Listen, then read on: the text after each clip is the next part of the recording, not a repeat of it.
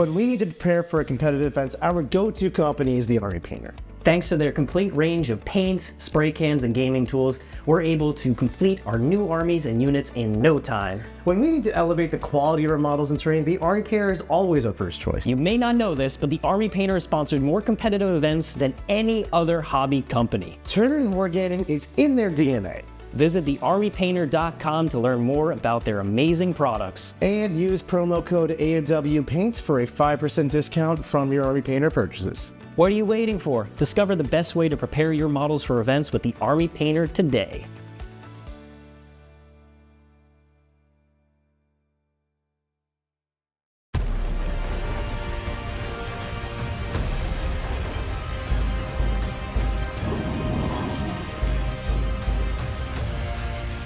What's up everyone? Welcome back to another exciting Art of War review. Today we are talking about the legions of Chaos Space Marines and their new codex. That's right, we got the Dark Followers of Chaos today. We got a brand new spanking shiny codex. We got a brand new paint job on this Chaos Space Marine army, and we are here to talk about it. Absolutely. Games Workshop just sent us a preview copy of the upcoming Chaos Space Marine Codex. So in this video, we're going to break down every new detachment, the changes to the data sheets, everything you need to know about the new Chaos Space Marine Codex. I'm super excited. So let's just go right straight into it. But before we do, please do us a favor, like this video, leave a comment down below, and subscribe to our channel. We do all kinds of competitively focused Warhammer 40k content. We're trying to increase our production quality and really increase the amount of videos we do for you on this channel. Your support means the world to us. So if you could just subscribe to our channel, that would help so much. Absolutely. And in addition, if you want to see more amazing Warhammer 40,000 content, make sure you check out all of our content in the War Room. You can find that either right here on this YouTube channel by becoming a member through YouTube Gold, or by clicking on the link in the description below at thewarroom.vhx.tv, where you can sign up for a free trial to the War Room. And well, there's going to be a lot of exciting Chaos Space Marine content in there, isn't there? I'm excited for all the Chaos content. In fact, if you're excited about it too, you can go in there right now and catch this game with this new codex going out right now. I've already played one. We got more on the schedule. We got more Chaos Marine Codex reviews coming up, along with all kinds of different games and breakdowns for the codex. So if you're interested in learning the game and becoming your best, do check out the War Room in that link below that John mentioned, thewarroom.vhx.tv. All right, I think it's time that we start with the rules. All right. Right? We're ready? We're ready to go into the rules. That's what we're here for. All right. Let's start off with the Army Rule. This is Dark Pacts. Dark Pacts is very similar to what it was before. And this is that anytime you activate a Heretic Astartes unit, you can choose to make a Dark Pact. If you do, well, then you have to take a leadership test before any of the effects are resolved. So there's a small change in timing. If you fail that leadership test, you take D3 mortal wounds. Now, regardless of whether or not you fail or pass that test, you can choose to have one of the following: lethal hits or sustained hits for the rest of the phase. So this is a very small change to before. The only difference is that you have to roll the test before you activate the unit. This could definitely matter in the sense that if you roll it, you fail it, you do some mortals to yourself, you could kill a guy of your squad before they attack, or God forbid, kill your entire squad before they attack if it's like a wounded tank. Yeah, a one wound tank is going to think a lot more about that. It also does mean you could accidentally bracket one of your vehicles before they activate. Frankly, what this means the most to me is that you are more likely to remember to roll the pact. Yeah, that's always a thing. You gotta remember your packs, and now you will not forget. Yep. Other than that, the only other army rule is the Cults of the Dark Gods, which is what existed before, where you're allowed to take a certain amount of units from the God Legions, essentially. So you can include Khorne Berserkers, Rubric Marines, Plague Marines, and Noise Marines, which all reference their various indexes. And you cannot take more than 500 points of those 4 units if you are playing a 2,000 point game of Warhammer Strike Force. I think it's pretty cool that they threw Noise Marines in there. Probably a nod to that upcoming Emperor's Children Codex whenever that happens. Yep, yeah, and there's going to be an Emperor's Children Index that is supposed to be released alongside this Chaos Space Marine Codex, but we are not going to be covering that Emperor's Children Index in today's video. Right. We also, might as well acknowledge it now, we do not have an updated Munitorum field manual for this, so we're kind of going to be grading some of these data sheets when we get there, based on where they are right now. Yeah, and it's very possible that these are the intended points cost for the codex, and that's what we're rolling with, but we just don't know. Yep, that's okay. All right, Nick, are you ready to roll into the first detachment? There are many. I've heard there's quite a few, but yeah, let's jump right on into it, John.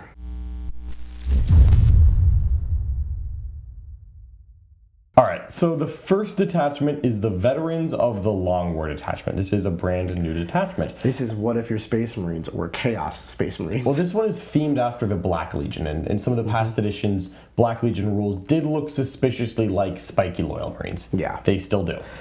It isn't a bad thing. I wonder what our detachment rule will be. So, Focus of Hatred.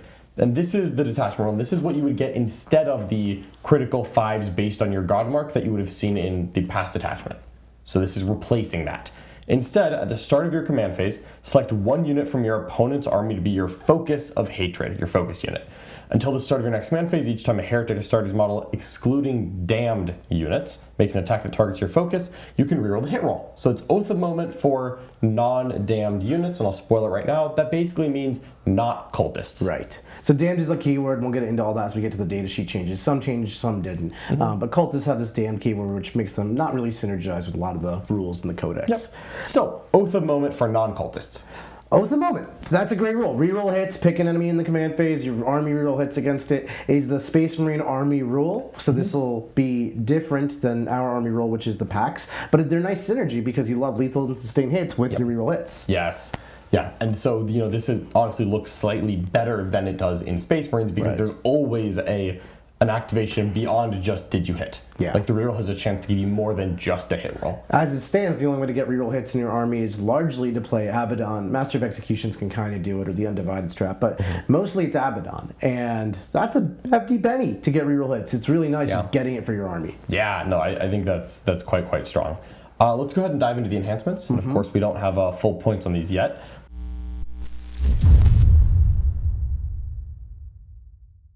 First is the War Master's Gift. This is for a Chaos Lord only.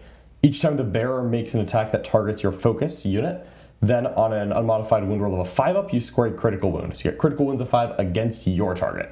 That is awesome. I mean, literally 5s to hit, sustain, lethal, reroll hits, like it's going away. It's to wound. It's to wound. Oh, that's less good. That's less good. Well, what it means is that a 5 with the warrior most Chaos Space Marine Lords are packing, a 5 usually causes a wound. So you're looking for something like devastating wounds, if I'm being honest. Right. So to me, this is fine enhancement, but if I was going to take it, I would put it on a regular Lord with a Thunderhammer. Because he's got dev wounds already, he loves that crit 5s, that makes sense. Yeah. The next one is Eager for Vengeance. This one's worded a little bit strangely. A one Heretic Astartes model only that's not damned. The bearer's unit is eligible to shoot and declare a charge in a turn in which it fall backs. Okay? And when you do so, each time a model unit makes an attack that targets your Focus of Hatred, add 1 to the hit roll. And each time you select your Focus of Hatred as a target of that unit's charge, add 1 to the charge roll. So fallback, shoot, and charge is already enough of a rule to let me want this relic, and then on top of that, you get value. Yeah, I like the value on top of that. I'm honestly not quite sure when you get to add 1 to your hit roll, if it's just when you attack your focus unit, or if it's only when you fell back. I think it's anytime you make an attack. That's probably how it's supposed to work. Yeah, probably. Third enhancement here is the Eye of Abaddon, really letting you know which detachment this totally isn't the Legion rules for. Yeah, it's definitely not Black Legion. No, definitely not. This is for anyone. Yes. The Eye of Abaddon is for any Heretic Astartes model excluding Damned. And while the bear's on the battlefield, each time your Focus of Hatred is destroyed, roll a dice. On a 4-up, you gain 1 CP. So CSM love to use the strats. I don't know about this detachment, but we'll find out soon. But in general, CP regen or generation at all is just really good. So depending on points, this might be an auto-include, this might not make it, but we'll find out. Absolutely. And the final one here is Heretic Astartes model only excluding Damned. Once per turn, you can reroll 1 hit roll, 1 wound roll, or 1 saving throw for the bear. That's so nice. Just 1 reroll per player turn, so you can do 2 in a battle roll potentially. I kind of like that on like a Demon Prince. I was going to say, I love rerolling a save on like a Demon Prince type model. Just keep that durability going. Yeah, that just seems like a solid enhancement. If that's really expensive, maybe not, but if it's not that expensive, just put it on there and it's good value. Yeah, I can pay 10, 15 for that, no problem. Easily. All right, now we're going to go ahead and move on to the stratagems for this attachment.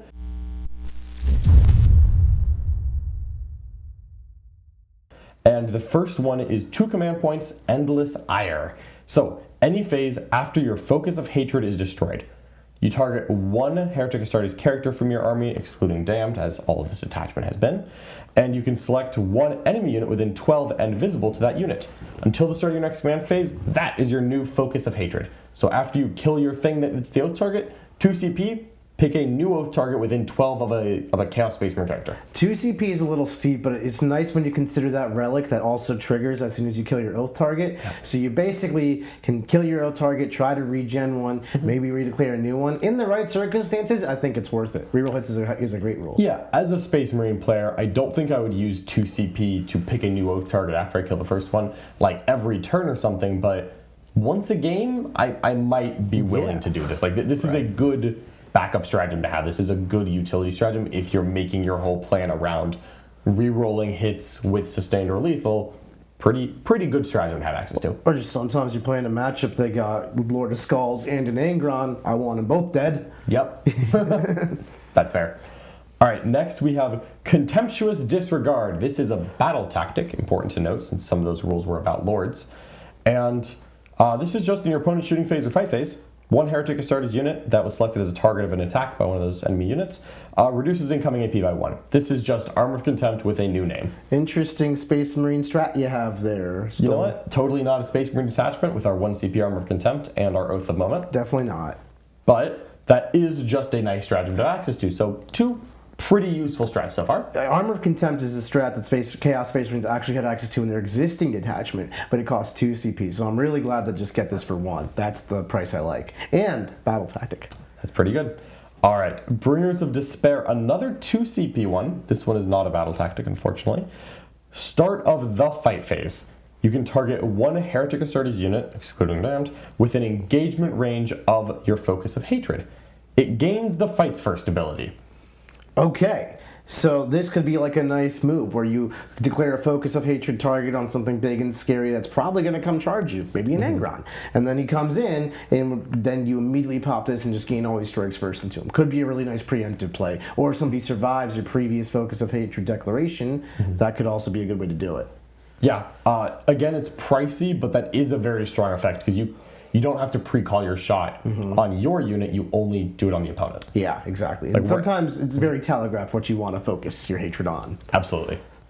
All right, on to stratagem number 4, Black Crusade. This is definitely the Black Legion detachment. Just a hint. 1 Heretic Astartes infantry or mounted unit, excluding damned, and until the end of the turn, your unit is eligible to shoot in a turn which it advanced or fell back, and bolt pistols, bolt guns, combi bolters gain devastating wounds ability while your unit has not inflicted 6 wounds using this ability this turn. So basically, 1 CP, fall back or advance and shoot anything. Your bolters gain dev wounds, but the dev wounds from the bolters can't exceed 6 dev wounds. It's a wordy rule, but it definitely has a lot of usage. Fall back and shoot is great. I wish it was fall back, shoot, and charge, but you can't ask for too much. You already have that in enhancement form. And then on top of that, dev wound bolters is nice. Toss a grenade, pump out a bunch of bolter shots. You could do upwards of like 9 mortals to somebody with like stuff you would not expect to do that kind of firepower. Yeah, it could be quite good. This also would synergize nicely with that crit 5s thing. That is true as well. If you've got that on someone who has like a combi bolter, like a Terminator Lord or something, you can get a couple things. That's fair. Then Let the Galaxy Burn is our second battle tactic. 1 CP in your shooting phase, 1 Heretic Astartes unit, excluding Tzeentch units that has not been selected to shoot this phase, and its ranged weapons gain ignores cover, and you change the attack characteristics of all torrent weapons to 6. So interestingly, they called out the Tzeentch rule here because that's actually not something that all detachments have. In the specific detachment that we already had access to with all the dark packs and all that, that one tells you to mark your units and they get affected. But this detachment doesn't tell you to mark your units. You don't actually have to do that. So the only Tzeentch units you could have in your army are allied Rubric Marines or something else that automatically has the Tzeentch keyword. So your Rubric Marines with the Flamers don't just get ignores cover and auto 6 shots. Yeah, and as a spoiler alert, the Rubric Marines are the only Tzeentch unit you can take in this attachment. Yeah. So that just says not Rubric Marines. Right. Still, 1 But CP still, ignores cover. 1 CP ignores cover and auto 6 on Flamers. Very nice. Yeah, pretty cool. And then the final stratagem for this attachment is Millennia of Experience. In your opponent's movement phase after they end a type of move within 9 inches of a infantry or mounted unit, again excluding cultists, then you get to make a normal move of up to 6 inches. So if they... That's just a Just a great reactive rule. move. You know, Just a reactive I move. love reactive. None of my factions actually play with reactive moves. I'm starting to play elves, so I have some access, but up until this point. And I'm very excited to introduce this into my playstyle. I love some reactive moves. Yeah, it's a generically good stratagem. That's something that is very valuable in a lot of places. Very much, this feels like this could have... Like, you could have hid this in a Space Marine army. I literally was just thinking that, John. I was like, this is the most Space Marine detachment in this Chaos book I have ever seen. That's not necessarily a bad thing. It's not what I'm looking for out of my Chaos Space Marines. I would like them to be unique and flavorful, separate from Space Marines. But I'm not complaining about the rules. The quality of these, I love the Focus of Hatred mechanic. I think that's cool. I think the strats are great. Armor of Contempt, Fall Back and Shoot, 2 CP Change your Oath Target, the reactive move. Those are all great strats. I can't be mad about this detachment. Yeah, I think this is there's a lot of just generally good rules. Ignores cover. And it's hard to immediately look at this and say this is amazing, this is bad. I think this is just a solidly above average detachment. This just seems like there's a lot of good rules. This is like if you wanted to play your Black Legion or your Chaos Space Marines, is like just the data sheets with utility. That's all. That's what this feels like, and that's great. That's a great way to play CSM. Yeah, this is very much. This honestly feels like it could have been an index detachment. Yeah, but right. Yeah, this just feels like a solid detachment. It doesn't seem like it's overwhelming. It doesn't seem like it's underpowered. It's also not trying to do one specific thing, which is very interesting. A lot of the most recent books are like, this is the Battlesuit detachment. This is the Mega Knobs detachment. This one is just the detachment. Yeah, it's got a little bit of a leaning towards infantry, but okay, there's plenty of infantry options. Yeah. It's not telling you which infantry to take. And you know what? The Oath rule affects everything. And so, yeah, this just seems like a solid detachment. Nice. So I'm very curious how the rest of them shake up. There's actually quite a few, so we'll see. Yeah, are you ready for detachment number 2? Detachment number 2.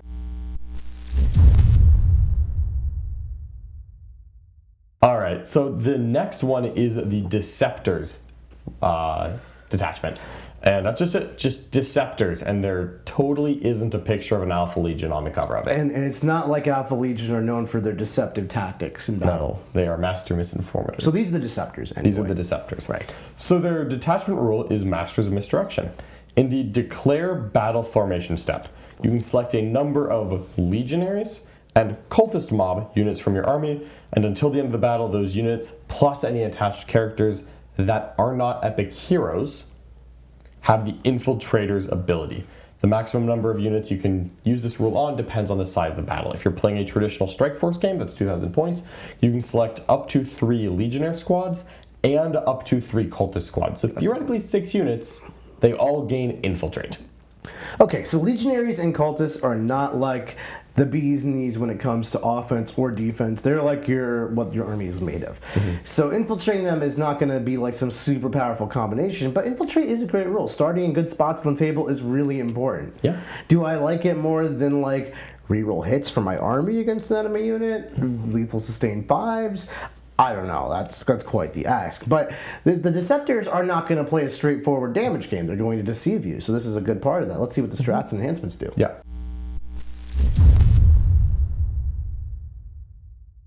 For the enhancements, the first one is called Falsehood. One Chaos Lord model that is not Terminator or Jump Pack, so really just the Foot Chaos Lord. In the Declare Battle Formation step, you can set the bearer up in reserves instead of setting up on battlefield. If you do, in the reinforcement step of one of your movement phases, select one model in a friendly Legionnaires or Chosen squad that is on the battlefield, excluding attached units.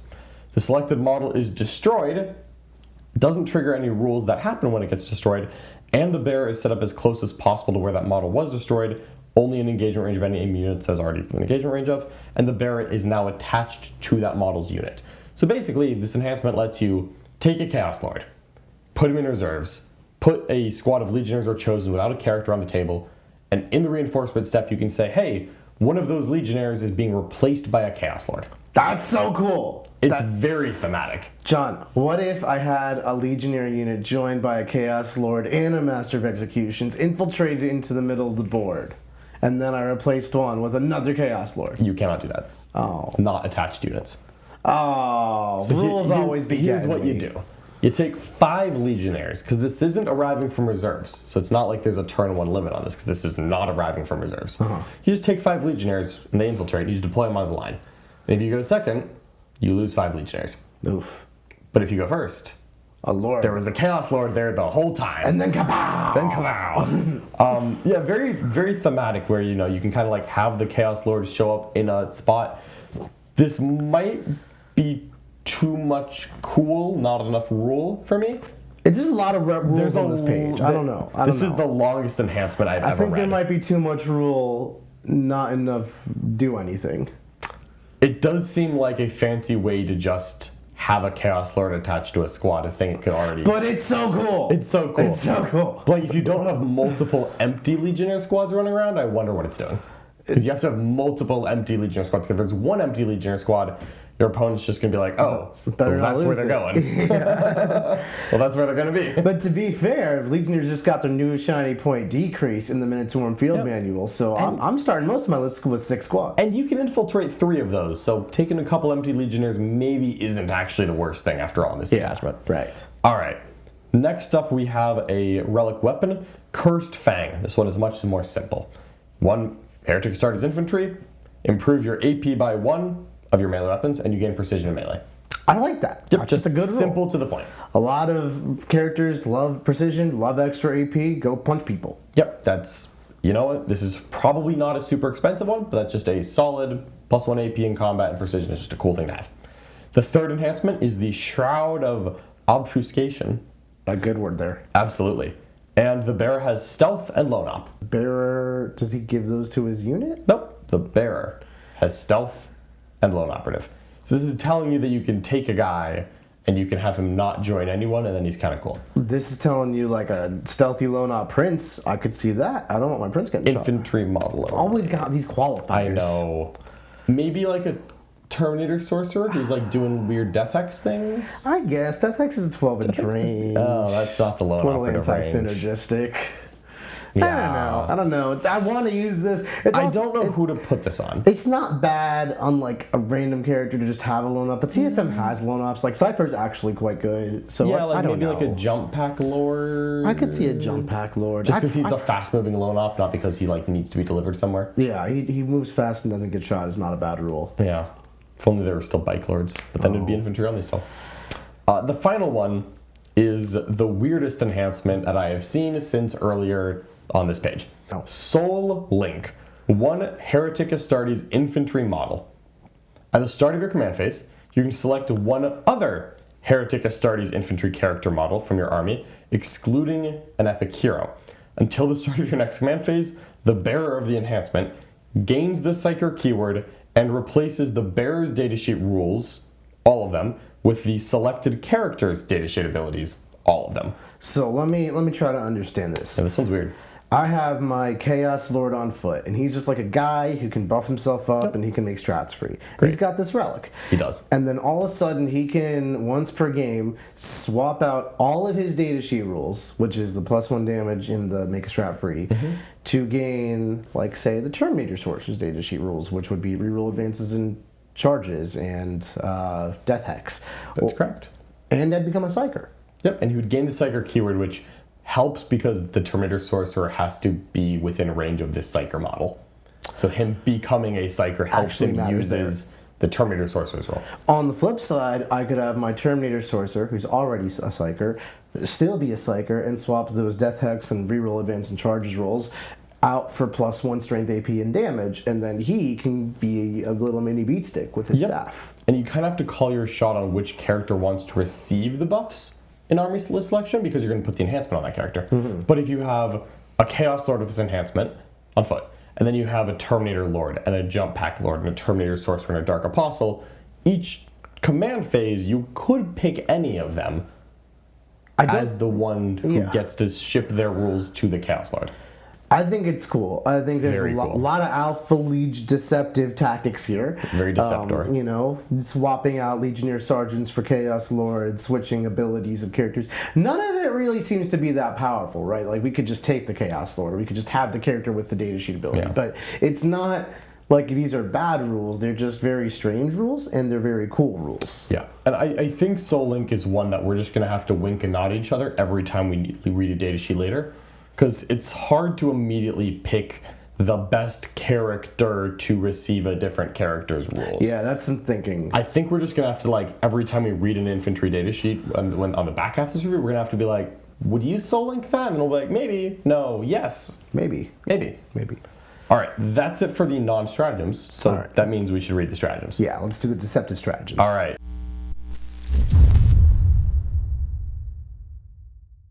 And I will note that a lot of the things that have been said so far did not have the excluding damned thing, because, you know, Alpha Legion are Deceptors like their cultists. We'll let you know. We'll let you know. So, Detonator. Oh boy. 1 CP, any phase after an enemy model with the Deadly Demise ability, excluding Titanic, is destroyed. One Heretic Astartes character within 18 inches of the destroyed model gets you targeted by the strat, and you don't roll for Deadly Demise. It just dies. So, if you blow up my Land Raider, and you have a character within 18 of the Land Raider, not visible, just within 18, you spend 1 CP and click, click, boom, my Land Raider explodes. D6 mortals everywhere. It's the deadliest demise. I love that. Now, this does not include Titanic, which means that we specifically have to get you to do this to the Silent King. I will blow Siegs up. Kaboom! You have to do this. In the middle of his army. Just gone. End the game. I'm going to put 12 Las Cannon Havocs. I'm going to infiltrate my Legionnaires. I'm going to kill them. Yeah. A very, very cool stratagem. John. Yes. You could deceive the character in from the heavens, slice your Legionnaire open, come out with that Chaos Lord, and auto blow up the tank. That is 100% true. Oh. It's pretty cool, It's right? deceptive. Getting an auto explosion, because we've all seen a game of Warhammer where an explosion was very unfortunate for the person who rolled a 6. Yeah. I can very much see this being a very useful strat. It's obviously situational. In the right scenario, this is do D6 mortals to every unit in their army. Yeah, this could be huge. Yeah. Honestly, yeah, just cool. So, from all sides is the next one. This is a battle tactic. Just one Heretic Astartes unit from your army gets +1 charge for every other Heretic Astartes model or unit from your army that has made a charge. So, the way this works, you, being the charge phase, say that Legionnaire squad. That squad gets +1 charge to a maximum of +3 for every other thing. So what this would practically mean is if I pick a Legionnaire squad, I'm going to charge everyone else first. And hopefully I then made enough charges that this squad is now +3 out of reserve or something. Yeah. Maybe get like a Warp Talon squad, like deep striking, spend a strat +3 to its charge after, you know, you run 3 cultist units into that 1 scout squad that they already threw away. Yeah, it definitely sounds like in a threat overload scenario where everyone's just making combat. You use a strat, hit some easy charges that are just happening, and then boom, the reserve charge happens. Yeah. Love it. Pretty cool. 1 CP, pick them off, a second battle tactic here. Good for those lords. And in your shooting phase, just 1 Heretic Astartes unit from your army that has not been selected to shoot this phase. Each time they make an attack that targets the unit below starting strength, reroll the hit. If they target something below half strength, reroll the wound. Okay, I like that. It's a little hard to set this up where you're targeting stuff that's below half strength. That's often not what occurs. Maybe against a large target like Walk an Avatar. up, throw a grenade. You can get like a people low starting strength. Grenades are real for that. I think the reroll hits part is very easily achievable. The reroll wounds part I think is a little bit less so. I'd agree. Yeah. All right. Stratagem number 4, Coils of Deception. That's a good name. That is a good name. These are good names. All right. In your movement phase, after a Heretic Astartes unit from your army falls back, you can fall back and shoot. Not charge, just shoot. They've been really giving us fall back and shoot lately. Yep. Not fall back, shoot, and charge. Nope, just fall back and shoot. That doesn't sound as deceptive as I'd like. Yeah, that's a cool stratagem. Yeah. I wish it was both for you. I wish it was both, yeah. Next one is Relentless Pursuit.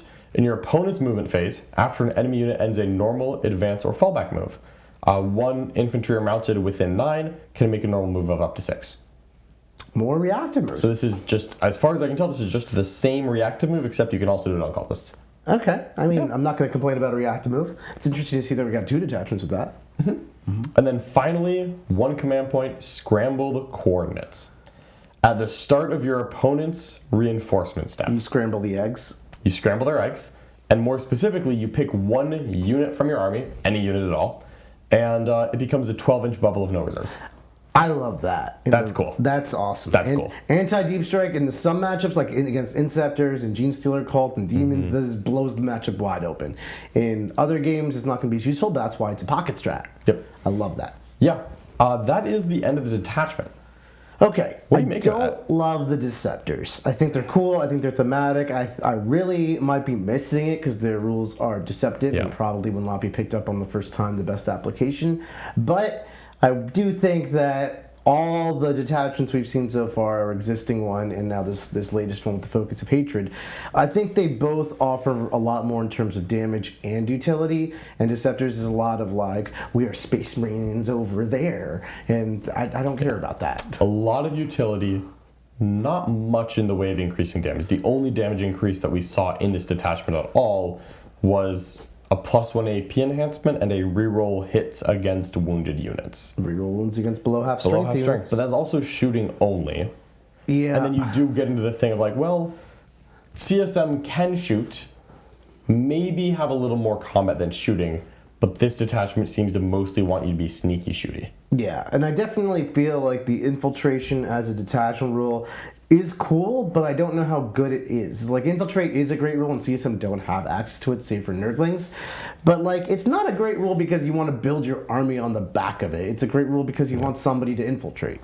Yeah, once the game starts, you no longer have a rule. Yeah. Like once the game starts, you have gotten into an advantageous position. Awesome. You are now playing without a detachment rule. But also, like, what are we even putting in that advantageous position? It's Legionnaires and Cultists, which are good. No shade thrown their way. But are they? Am I gonna not play with the detachment rule to move some Legionnaires in that spot before the game starts? I don't know if it's take 3 units of Cultists good. You probably would take 3 units of Legionnaires. Yeah, for sure. You might take 10 mans at that point and try to like actually do something with them. But like, then you're losing a bigger unit if you go second. Yeah, right. I don't know. I think the Deceptors might not be it from a competitive standpoint, but if you're into Alpha Legion, they're very thematic. If you want to play the style of CSM, I do think your stats are raw good enough to get by. Yeah, and there's just enough cool stuff in there that I'm still excited to see it on the table. Yeah. Like, it's definitely like, I don't see the value immediately on the first read. I'm not like just in love with it, sold on it. But there's several of those rules when we read them out loud. We were both like, oh, that's cool. And sometimes when you put that on the table, it ends up a little bit better than it looks. That's true. That's kind of where we were with Space Marine Vanguard. We definitely want to try to get some games with all the different detachments as we get through more of a library built up in the all 8 of them. All eight of them. Oh, That's John, you spoiled it. Yeah, there's 8 in here. Yeah, well, GW spoiled it months ago. Well, I spoiled it today. There you go.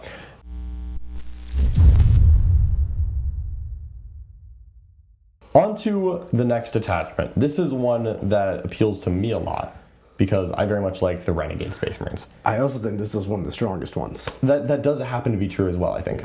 We have the Renegade Raiders. Their detachment rule is quite spicy. Ranged weapons equipped by Heretic Astartes models in your army have the assault ability. I love that. Advancing and shooting, advancing and actioning. No, not infantry, not vehicles, not non-cultists, not non-demons. Ranged weapons have assault. Just take all the rules in your codex and add the assault word to it. Yep. Everyone gains advance and shoot across the board. That's it. Okay. In addition, that's half.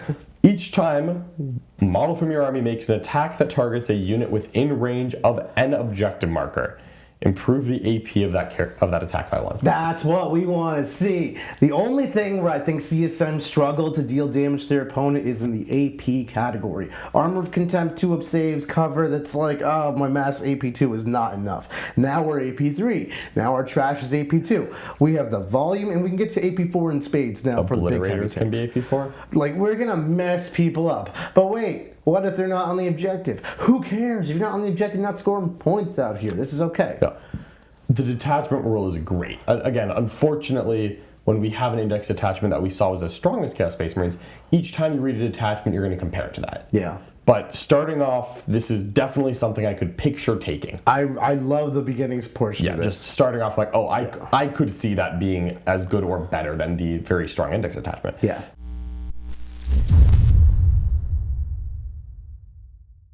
Now, we have 4 enhancements as always.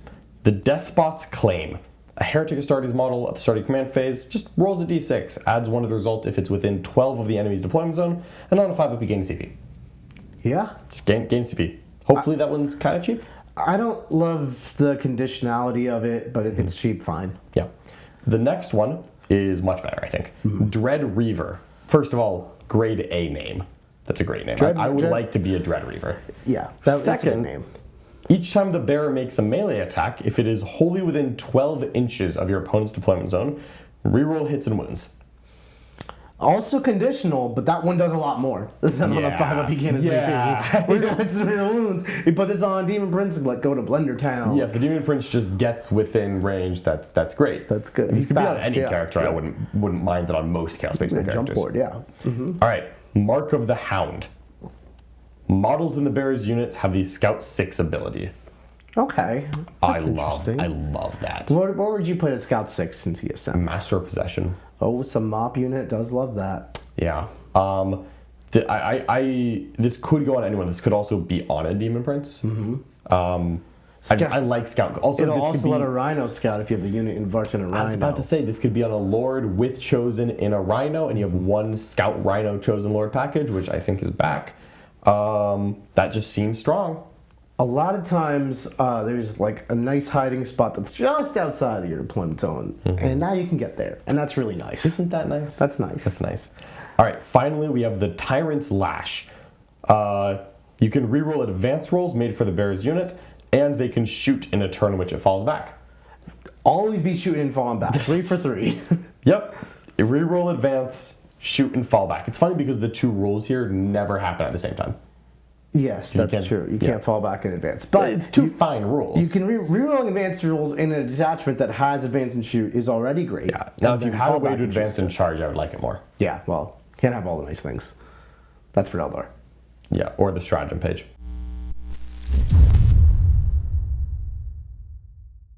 Next up, we have a completely new and unforeseen stratagem.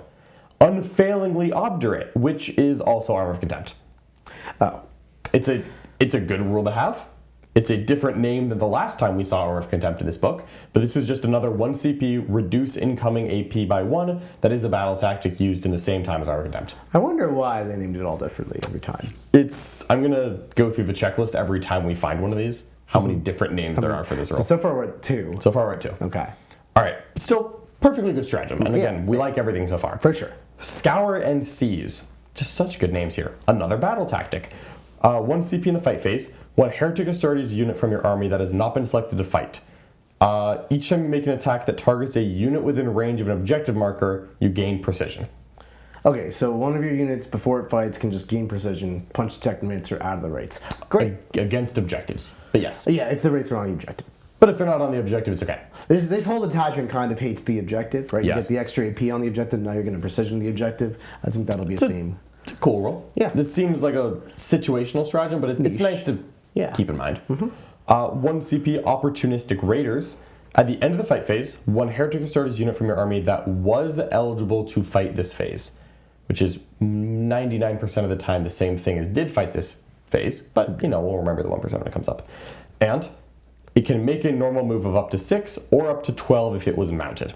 Okay, now we're talking. So punch and fade. Basically charge in, beat something up, and then move 6 inches, which is not really the point where you're going to get meaningful value out of it. But 6 inches ain't bad, especially if you're trying to go deeper and move block. Sometimes for a secondary, a contest, a get behind a wall. All those wonderful little tactics that we teach in the war room. There's a lot of situational use for this. Or 12 inches. 12 inches, you're going places. Yeah, 12 inches for a mounted unit, and there's not many mounted units in CSM. No, it's basically bikes. Bikes and the Lord Discordant. If you could find a way to get a bike unit to be good at killing objective units, and a 12-inch normal move is probably getting you to safety. Well, it also could be, John, where you charge, say, something scary like Warp Talons or Possessed and a bike unit into like a whatever unit. Yeah, Scout. And you slaughter these scouts and with the Warp Talons, and then you use this ability on the bikes who were eligible to fight because they made a successful charge, and then they just be moving 12 inches. There is pretty decent value to that. Let's now talk about overcharged engines. 1 CP, 1 Heretic Astartes transport or mounted unit from your army that has not been selected to move this phase. Flat advance 6. I love flat advance 6. Flat advance 6 followed with advance and shoot, great combo. Good for secondaries, good for objective contests, good for move blocks, good for damage. Yep. And even a mounted unit, like a bike unit, that is going fast now. Now we're moving 18. Yeah, little situational on that one, but let's kind of see what the rest of these stratagems bring. All right, Ruinous Raid. In your shooting phase or fight phase, one unit that disembarked from a transport this turn and has not been selected to shoot or fight rerolls hits and wounds against enemies on an objective marker. Wait a second. Now it's coming full circle. It's starting to come together. Okay, so if they're on the objective, now I'm extra AP, rerolling hits, rerolling wounds. Yes. They're gonna die. They are very likely to die. That's really good. I would agree. I think that just is very good. That's just really good, John. Yeah. Anytime you get a 1 CP reroll hits and wound, even if there's an extra hoop, we know what happened the last time CSM had a There were reroll no hits and hoops wounds. with that one. There were less hoops with that one. You just had to choose to be eligible. Yes. But now you have to take a Rhino or a Land Raider, but like, that's usually something you can set up if you want to do it. It's true. It's true. You probably already want to be taking Rhinos and Land Raiders. Yes. I will also mention, just because I forgot to say it, the 6-inch move after you fight does say you can't get back into a transport if you got out of one the same turn. That is a great clarification. It is important to note. Otherwise, we're playing Space Marines, and that's so good. Yep. Finally, 1 CP Reaver's Haste. Oh, and Ruinous Raid, by the way, that was a battle tactic, in case you wanted to make it free. All right. I like where my free reroll hits and wounds is coming from. I like doing it twice. Yeah, that's pretty good. All right. Reaver's Haste. 1 Heretic Astartes infantry or mounted unit from your army in your charge phase can advance and charge. All right. We found it. We found the advance and charge in this codex. Yep. Now this army can advance and shoot and advance and charge. If you charge something on an objective, +1 to charge. Even better. Just a little bit nice. I like that. It's good against things not on objective, and just a little better if they are. Yeah. I love that. I think this detachment is fantastic. Is there more? That's it. That's 6 stratagems. Okay. So we have advancing on and shooting for our entire army. Yep. We have +1 AP against objectives. We have reroll hits and wounds against objectives. We have advance and charge for 1 CP. And then we have auto 6 advance for 1 CP. Yep. And then some other utility ones that might come up a little more rarely. Yeah, the auto 6 is only for transports and mounted, so it's not for infantry. Not quite the same. Not quite the same, but still, it genuinely just makes me wonder, like, are we at a point where a bike squad might actually hit hard enough where you like to take a justify, okay, flat 6 advances, hit something, and then it moves 12. Yeah, I really like this detachment. I think this is up there with that first detachment in terms of like, this is generically good, this is awesome. I think it's a little more specialized in that you want units that are going to make use of the assault weapon keyword. Because even if you go and charge someone on an objective and you don't kill them, you can still make a fallback move with opportunistic raiders. Yeah, it's a normal move or fallback move. It's that's just a really good rule. You could use it to capture enemy outposts or something because you can fall back forward. Yeah, you know, you could do a lot with this. And a lot of these are any unit. And like, I don't know when I want a land raider to charge someone and then make a fallback move, but sometimes you need to get that OC5 somewhere. Sometimes you try to just move 10 inches and then charge 7 and then move another 10. Like, that's just good. I mean, you could genuinely just go like charge a rhino into a scout squad, not kill them 1 CP, fall back the rhino forward. Yeah. Just get it to a spot. Right. I don't know. I think this detachment has a ton of play. Yeah. I think it's a very strong detachment. I don't know that it's going to be better than our generic CSM detachment from before, but I think it's very strong, and I think it's very flavorful. This is very... There's a lot of good rules in here. Yeah, I'm not wanting for damage. Like, reroll hits, reroll wounds solved my, maybe this is going to have a damage issue problem. But then it just solved itself. Yeah, and it's only against objectives, and so maybe your opponent can play around it by not being on the objectives, but you might be okay with that. Yeah. The things where I really want the damage bonuses are against the really tough units, and the really tough units not being on objectives are where I don't care about them. Yeah. Yeah. Yeah, very strong attachment. I'm excited to see it on the table. Yeah, me too.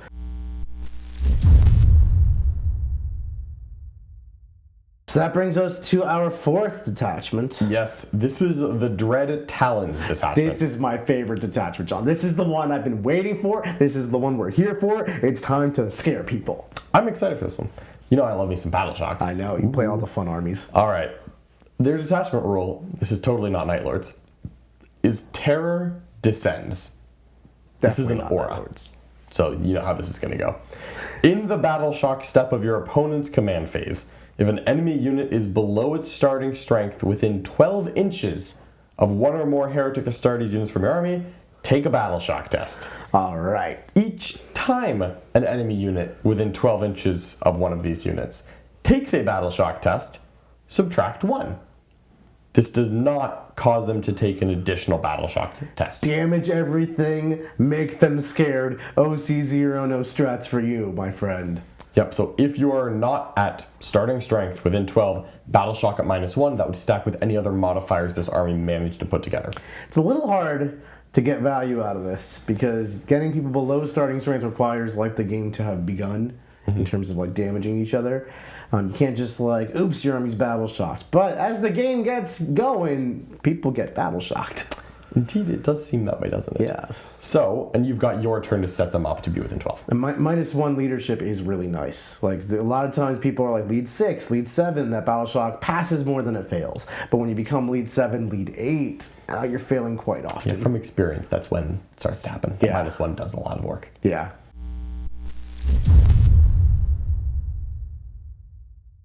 All right, we've got 4 enhancements here. The first is Knight's Shroud. 1 Chaos Lord excluding Terminator, but could be jump pack. Models in the bearer's unit have the stealth ability. So just gives unit stealth. Sure. Just gives a Chaos Lord unit stealth. The next one is Will Breaker. Heretic Astartes model only in the fight phase. After the bearer has made its attacks, select one enemy unit hit by 1 or more of those attacks. That unit must take a battle shock test. Oh, I see a trend. Battle shocks. Interesting.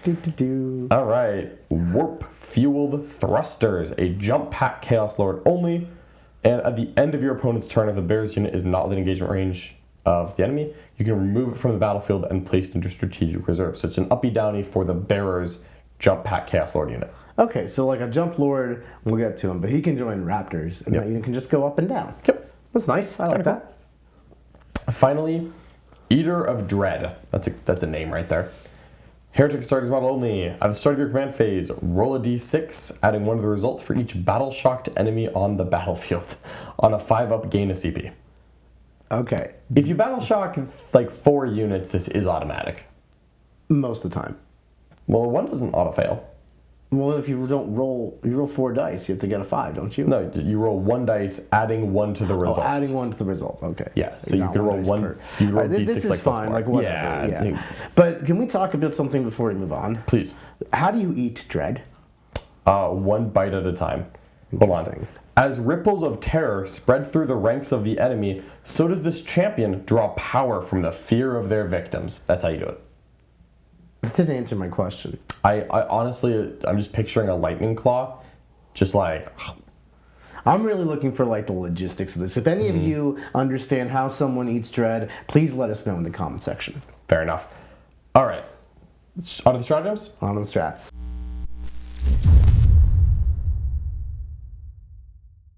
Depthless Cruelty, a 1 CP battle tactic.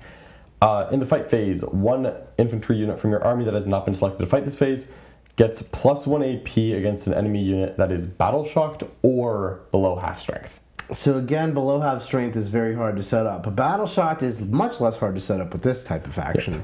So that can be nice. Yep. But +1 AP, I'm thinking back to the detachment we just read, you know? You know, it being the next page over does make the comparison a little too easy. Yeah. 1 CP +1 AP against qualifying unit through a hoop. It's nice, but like 1 CP +1 AP, no hoops could have been the rule. Yeah, right. Next, we have Bloody Example. In the fight phase, after a Heretic Astartes unit has destroyed an enemy character, you target that unit. Each enemy within 12 and visible to that unit must take a battle shock test. I like that. I like that. Let's cause as many battle shocks as possible. I do like that, but there is the small logistical problem of when this happens. It happens in the fight phase after a unit fights. If this happens in your opponent's fight phase, that's cool. Yeah. And you've got a whole turn. That's really great. But if in your turn you charge and kill a character, you make a big aura of battle shocks, and then the second the phase ends, your opponent's not battle shocked anymore. Yeah, it's not like the best timing for sure because like you're gonna be battle shocked for like the fight phase, but it does allow you to like maybe flip an objective for your turn to score a secondary or something. Yep. Yeah, or or an end game, or if you're doing multiple combats, you very much could try to set up the battle shock for more things, and then let other units get the +1 AP or capitalize on it, or whatever. Or imagine you kill the character, cause a battle shock, and the unit about to interrupt or -1 damage or whatever just can't. That would be awesome. That would be cool. That'd be cool. All right, Pitiless Hunters, another battle tactic. In your shooting phase, only shooting, not fight phase. One infantry unit from your army that has been selected to shoot this phase. Each time you make an attack, the target's unit that is battle shocked or below half strength, reroll the hit and a wound. So we're going to cause as many battle shocks as possible and then shoot the crap out of them. Yes. I like that. Now you do need to have an infantry unit that wants to reroll hits and wounds and shoot it. Havocs is the one. Havocs is the one. Havocs is the one. All right. Relentless Terror is our next stratagem here. In your movement phase, after a Heretic Astartes infantry unit from your army falls back, Nick, what do you think this is going to say? After a Heretic Astartes unit from your army falls back, it can fall back and shoot, not charge. No. Charge, not shoot. Ah, got me every time. I know. Fall back and charge for infantry. That's pretty cool. I mean, fall back and charge I generally like more than fall back and shoot. I think it just lets you do a lot more, especially with this detachment wanting to run a lot of jump people because they're not Night Lords. No, they're not. I would probably like that. Yep. All right. Screaming Descent for your Totally Not Night Lords detachment is a 1 CP strategic ploy, and this is in the reinforcement step of your movement phase from the second battle round onward. You pick one jump pack unit that is in reserves, and you set it up anywhere on the battlefield more than 3 inches away from all enemy units. But it is not eligible to declare a charge. It's 3-inch deep strike. John. All right. I'll read the second part. Then select one enemy infantry or mounted within 6 inches of and visible to your unit, and they take a battle shock test. John! Raptors. Raptors are an aura where enemy units within 6 inches of them are -1 leadership. You 3-inch away the Raptors, now they have to take a battle shock test, and they're -2! That part is pretty dang cool. That's pretty cool! That -2 leadership is the point where some units just don't pass Most anymore. things in the game cap out at lead 6. Things don't really get to lead 5 unless you're like some leadership like character. a Primarch. Yeah. You have a name. Yeah, you have a name for lead 5, or you're a Dark Apostle. And then many things are lead 7. And when you turn lead 6 and 7 into 8 and 9, odds of failure high. Reroll hits, reroll wounds, no OC for you. Yeah, 1 CP 3-inch deep strike, potentially try to get onto an objective or do a secondary. And while you're there, just find one enemy to try to battle shock. See if you can pull it off. And -2 is a good chance. the Raptors keep going up and down with the Lord. That is true. They do have to survive that turn, but that doesn't mean they count. Well, I'm just thinking like you could have one unit jump in on turn 2 and do it, one unit jump deep strike in on turn 3 and do it. That unit with the Lord could go up on turn 3. The up and down was the enhancement. Oh yeah, you do 1 turn 2, 1 turn 3, the Lord's unit turn 4. Just keep a cycle of Raptors, right, cycling people. And the Raptors themselves wouldn't mind being beneficiaries of that reroll hits, reroll wounds. Could take a 10-man unit, little pricey, but not as pricey as it used to be. They get 4 special weapons. Yeah, if you took 4 plasma guns or melt guns and gave them sustained hits or lethal hits, and then you did reroll all hits and wounds against the thing that just got battle shocked at -2. Now we're starting to get some real damage going.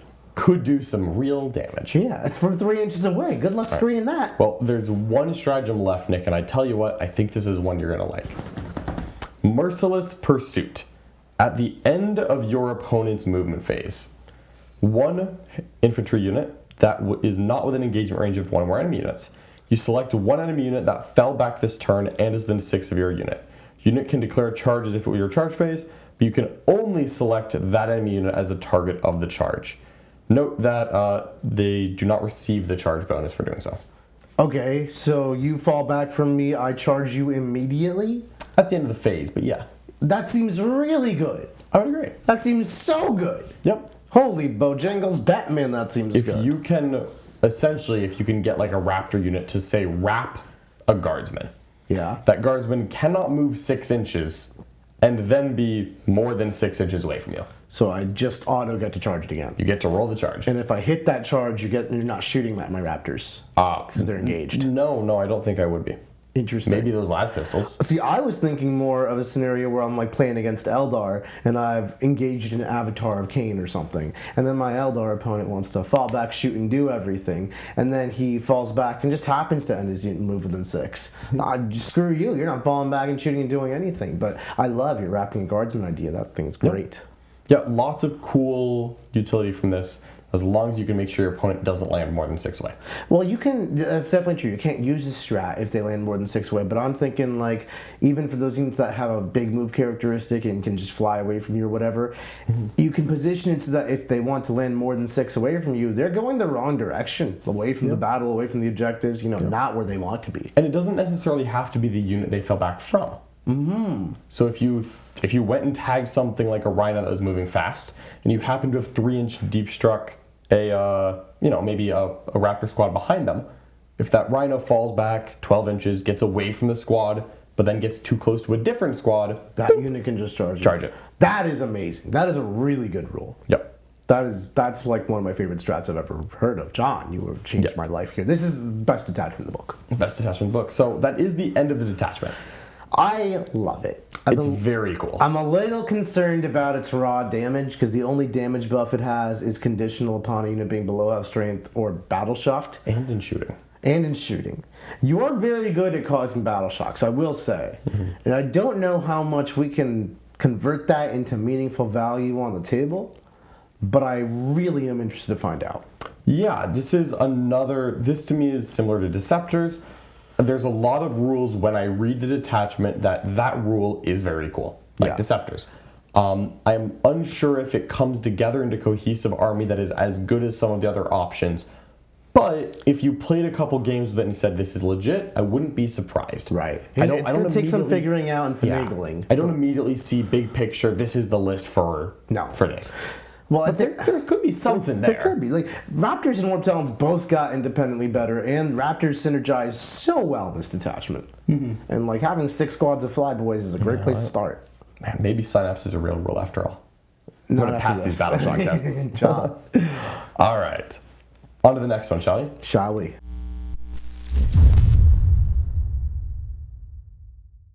This is the one I was personally most excited about. I'm a bit of an Iron Warriors fanboy, and this is completely unrelated to the Iron Warriors, but nevertheless I'm excited about the Felhammer Siege Host. The Felhammers, they are also silver and have caution stripes among them. They certainly do. But they're not Iron Warriors. This is for anyone. Alright, the detachment rule is Iron Fortitude. Each time a range attack targets a Heretic Astartes unit from your army, and we're back to excluding damned units. Then, if the strength is greater than the toughness characteristic of that unit, -1 to the wound roll. I like that rule a lot. That is a good rule. It's basically transhuman for your army, because Space Marines are like generically tough. You're not really getting wounded on 2s in most places, so going 4s and like 3s for your infantry against like real anti-tank, but whatever.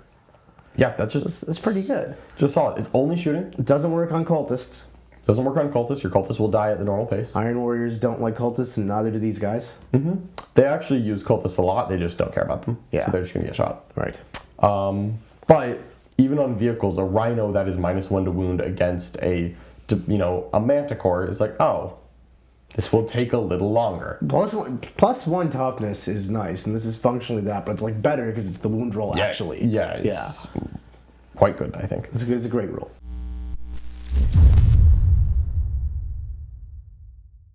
First, we have the Bastion Plate for 1 Chaos Lord model excluding jump pack. Once per battle round, when a saving throw is failed for the bearer's unit, change the damage characteristic of that attack to 0. It's for the bearer's unit, not the bearer. It's kind of nice. It's nothing special. It's nothing too bad. Yeah, I mean, I think, like, would you take it on, like, a tough unit like a Chaos Terminator Lord with Terminators? Maybe. You basically have one more failed save in the bank for you. So, like, you save it for the damage 3 weapon, and you're like, that didn't happen. Yeah. Next enhancement is Warp Tracer. 1 Heretic Astartes model only. In your shooting phase, after you've shot, select one enemy unit that you hit. They cannot have the benefits cover. Just the bearer shoots a thing, they don't get cover anymore. That's it. So this is the third detachment that really has helped our AP out here. And this is in the form of Ignor's cover. And we talked about how CSM can have an AP problem against the toughest things in the game. Ignor's cover goes a long way to solving that. I agree completely. I think that enhancement looks quite appealing. Next up is Ironbound Enmity. And each time the bear makes an attack while it is within range of an objective marker, add 1 to the wound roll. So any attack while it's within 3 of an objective, +1 to wound. Okay. +1 to wound while shooting at an objective. It's giving me some flashbacks to our Renegades detachment, but I love it. I think these are Ignor's cover, +1 to wound, -1 to wound for my army. I've not seen a rule I don't like. Yep. Our final one is the Iron Artifice enhancement.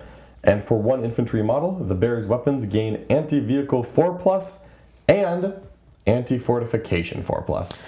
The poor Noctilus crowns getting smited by the Iron Warriors. Indeed. So anti-vehicle 4+ is the only real rule there. But I don't know that I like that. Anti-vehicle 4+ is nice specifically for your Chaos Lord doing Devlin with the Thunderhammer, yeah. Yeah, that's like where I would want that.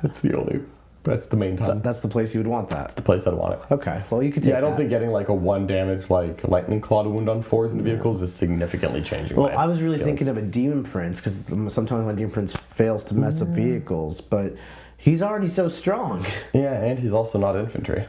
They always get me with these rules, I tell you. Getcha.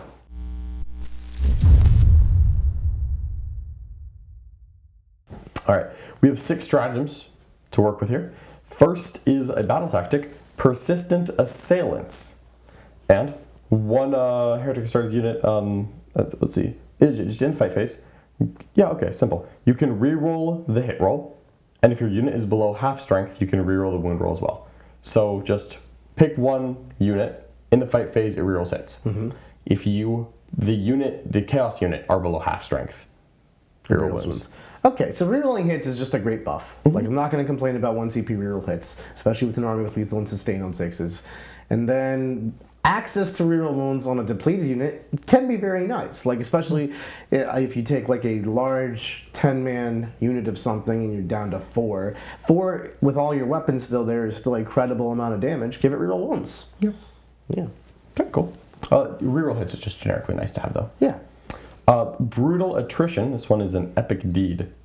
And in the fight phase, after an enemy unit has selected its targets, pick 1 infantry unit, excluding damned, and until the end phase, this is a little weird, each time a melee attack is allocated to your unit, after the attacking unit has finished making its attacks, roll 1d6 to a maximum of 6 per attacking unit.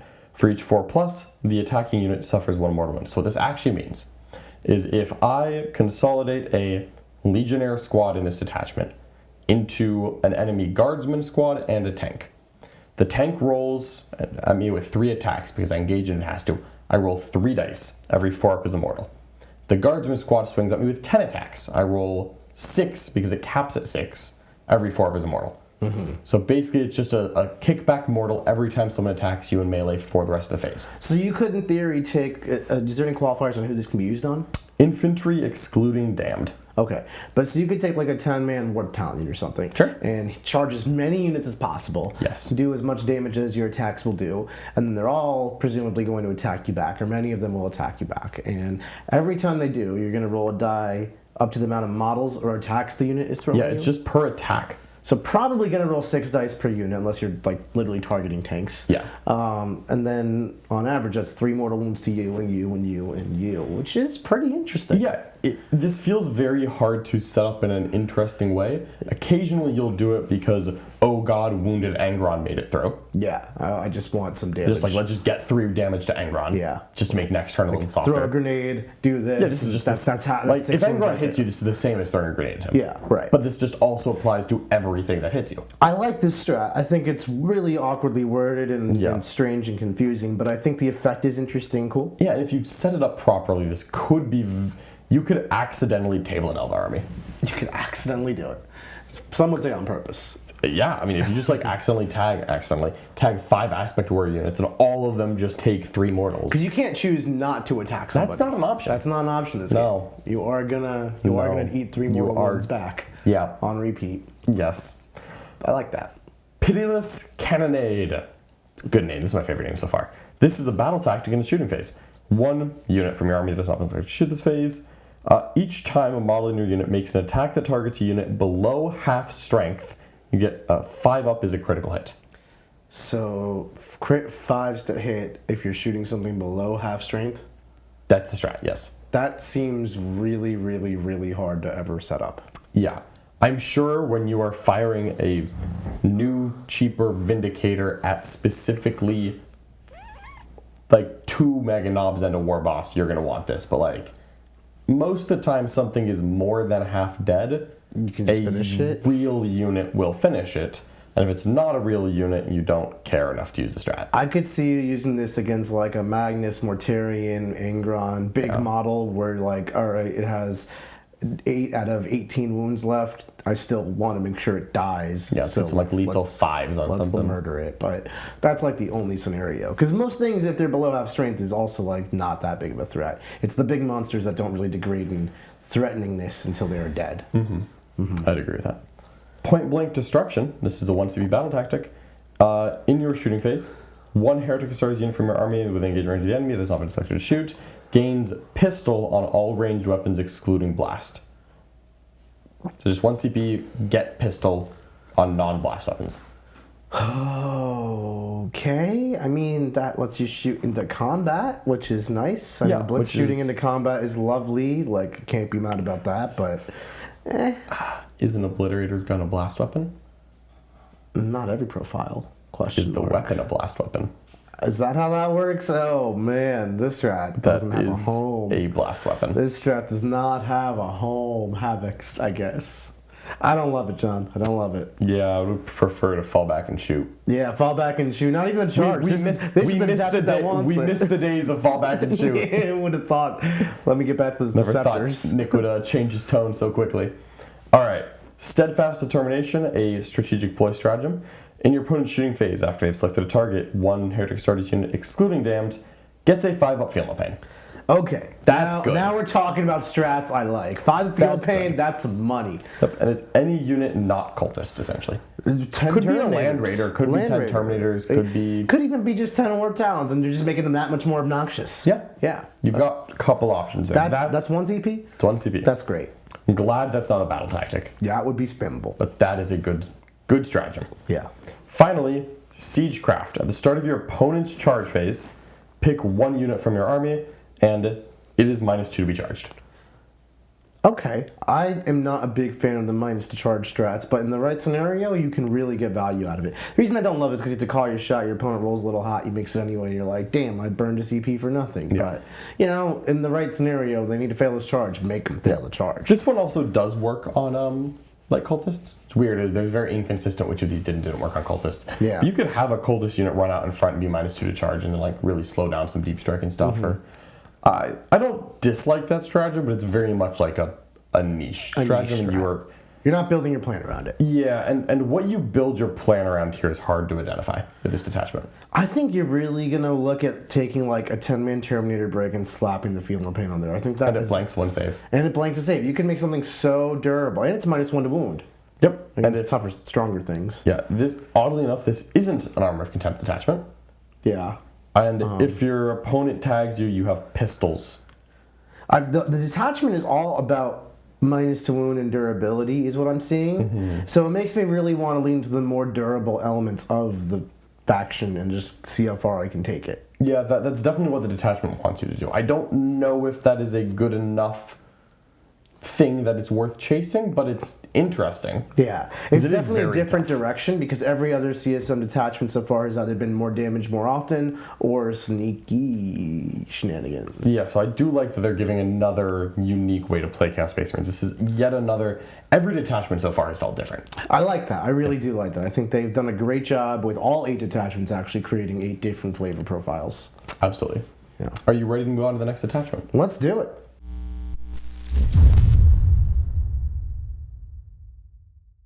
All right, let's talk about the new detachment, Pactbound Zealots. Now, this one might look a little similar to the Index detachment. The detachment rule is Marks of Chaos, so very similar to what we have before. There's one key difference. You can choose for each unit in your army to either get Khorne, Tzeentch, Nurgle, Slaanesh, or Undivided as a keyword, and then each time you make a Dark Pack and don't fail the resulting leadership test, you get a bonus. The bonus is the same as before. So if you make an attack in combat with Khorne and you choose lethal hits, you get 5-up critical hits. If you make an attack in shooting and choose lethal and you have Tzeentch, 5-up is critical hit. And same thing, Nurgle sustain 5s in shooting, and Slaanesh sustain 5s in combat, should you choose those abilities. And Undivided gives you real ones to hit all the times. So there's a couple changes here right off the bat. One, the Dark Pack thing for the faction has changed, so if you test, you have to do it before you get the results, which means you could technically damage yourself, kill yourself. And now you have to pass the test to get the bonus critical 5s here, which is also a substantial nerf from the index version. Absolutely. So if, for example, your Nurgle Obliterators decided they wanted sustained hits, they roll their pact after they're selected to shoot. If they fail, they get sustained hits on 6s, and they take D3 mortals. If they pass, they get the critical 5s and don't take the damage on sustained hits. So it's actually like significant whether or not you want to even bother, but Passing is more important. passing is more important. And also, this is the only detachment that gives you the ability to mark of chaos your different units, which will then impact who can go into what rhino. For every other detachment, the mark mechanic isn't a thing, so you can just free into transports and whatnot. I assume that rule is going to get a bit of an edit once this book comes out, but we don't know yet. And they do keep the same restrictions as before. You cannot make a Psych or Khorne, and a character unit can only be attached to a unit that shares the above keyword with.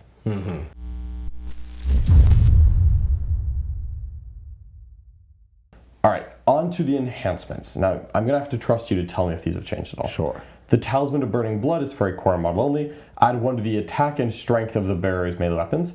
Each time they make a pact and do not fail, roll 1d3, and they instead add that result to their attack and strength. So that's the same. The only thing is they've added the do not fail portion. Totally fair. That's very consistent with the main rule. Yeah. Next is the Eye of Tzeentch, a Heretic Astartes Tzeentch model only.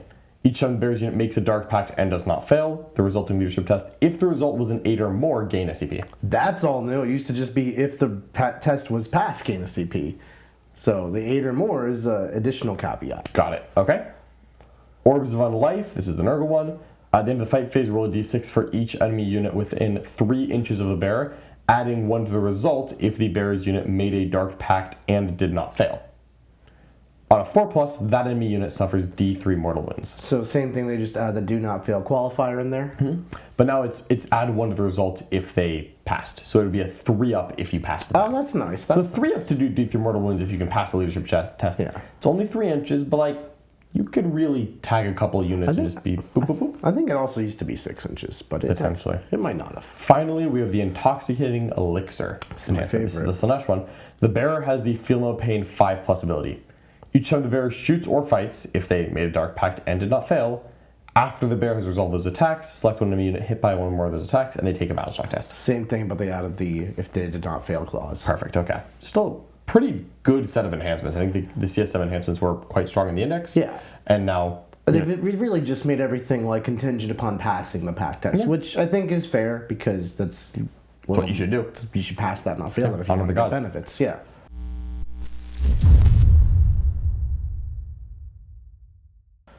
On to the stratagems. Some of these will sound familiar, but the first one will not. Eye of the Gods is a 1 CP epic deed. In the fight phase, after a character unit from your army, excluding Damned, Demon, Epic Hero, destroys an enemy unit. So that's really like Chaos Lords, Chaos Sorcerers, that kind of If stuff. an unnamed Space Marine wearing spiky power armor, Yes. if that unit kills an enemy unit, you target the character model in that unit, and until the end of the battle, add 1 to the move, toughness, wounds, attacks, strength, and damage of that character / their melee weapons. Okay. You wish this was a Demon Prince. I want this to be a Demon Prince so badly. I like it on a Lord because then they're +2 strength, AP, and attacks, damage, whatever. But if your chosen Lord unit just quick kills a scout unit on turn 1 and then is hidden, Right. the Lord then would be T5, 6 wounds, 7-inch moving, strength 9, 7 attacks, damage 3 on the Thunderhammer before he pops his buff. Before you pop for an extra strength 10 AP and damage? Not AP, attack strength and damage. Yeah, I always get that mixed up. Still, that's a lot. That's a lot. I think it's a little hard to set up. It's not impossible. If this is not expensive, you're definitely taking it. This is a strat. This is a stratagem. It's a new strat. Interesting. Well, it's a new stratagem. in the right moment, I think you could definitely find good use for this. Yeah. That's good. All right. Next stratagem here is Eternal Hate. And this is the quarantine one. So, in the fight phase after an enemy unit has selected its target, you can essentially roll a d6, adding 1 to the result if it's Khorne for each model you use. On a 4-up, don't remove it from play, and you fight on death. So this, to me, appears to be the exact same strategy as before. It's Sounds a like it. 4-up fight on death for any unit, and if the unit has Khorne, it's a 3-up fight on death. Right. 1 CP, solid stratagem. Solid strat. Very annoying to play against. Now we have a 1 command point, Profane Zeal, a name we all remember, I'm sure. This is, again, a battle tactic. In your shooting phase or fight phase, 1 Heretic Astartes Chaos Undivided unit from your army that is not selected to shoot or fight can reroll the wound roll. Okay, so that's actually what it's been FAQ'd to be in its current iteration. Exactly. So that's exactly the same. Which is, the timing of that has some interesting implications, because this is the nerfed version of what's printed here. Right. So that's cool. So this definitely, again, this feels like a true 10th edition book that was written with the edition well played in mind. Right. Still a great strat, though. Still awesome. Oh yeah, reroll, and you're rerolling once to hit already. Yeah, for being it's undivided. quite strong. All right, now we have the Zine stratagem, Skin Shift. I don't know if that's a new name or That's not. the same name. Okay. And you just target in your command phase 1 unit from your army. 1 model regains up to 3 lost wounds. If it is a Tzeentch unit below starting strength, 1 destroyed model is returned with its full wounds remaining. Same strat, same name, still good. Okay. Please tell me if this is the same name, because I've never heard this before. Torpifying Refrain. That's new. That's Okay. brand new, John. Okay. What's it do? I was going to be stunned if this was Straight out the of same James name. Workshop's household. All right. It's the same strat as before, as far as I can tell. Until the end of the turn, 1 Heretic Astartes unit from your army is eligible to declare a charge in a turn in which it fell back. Oh, it is slightly different. If your unit is Slaanesh, then it is eligible to shoot and declare a charge in a turn in which it advanced or fell back. Oh, so yeah, so you get more value for being Slaanesh and using the strat. It used to be this unit could fall back, shoot, and charge generically, and if it was Slaanesh, it could advance, shoot, and charge. Now it's just fall back and charge. And then if you're Slaanesh, you get to do all of it. Yep, so Slaanesh can fall back and shoot. And advance and shoot. And advance and shoot. But a Nurgle could use this to fall back and charge, and not to fall back and shoot. Right, which Very interesting. Very interesting. So there. losing some fall back and shoot for maybe some Nurgle shooting units. Is Gaining what a I'm lot of words instead of what it used to be. Indeed. For its name. And then our final stratagem here is Festering Miasma. Also known as the Nurgle strat. It is, in fact, the Nurgle strat. In your opponent's shooting phase, after an enemy unit has selected its target, and 1 Heretic Astartes unit from your army gains stealth. If they are Nurgle, they can only be selected as a target of a range attack if the attacking model is within 18. Same exact as the FAQ'd version that currently we're playing with today. All right, so that's the detachment. So we lost 2 command point Armor of Contempt equivalent Which I've never used, throw it in the bin. for when your character unit kills a thing, your character gets better. Then we saw some minor changes to stratagems and enhancements, and now the rule requires you to pass Honestly, your pack test. I'm a little bummed that the detachment is worse than it was before. But I think the strat scenario is side grady. Armor of Contempt for 2 CP was very niche. This kill a character, buff him up is going to be niche. All the other 5 strats are the same. The relics are the same. The thing that changes, we are pacting is a little more contingent on passing to get the crit 5s and all that, and also trigger all of our enhancements. That's a little bit of a nerf, and I don't love it, but it will give me more incentivization to explore and play with the other 7 brand new shiny detachments we have, so I'm all for it. Yeah, and this still actually seems quite strong. It is, yeah, for sure. And maybe you're just going to keep in mind when we go through the data sheets, who makes you more likely to pass your leadership I was test? about to say those icon squads are looking a little bit more saucy. Yeah, if you can re-roll the test, that really makes this a little more appealing. Yeah.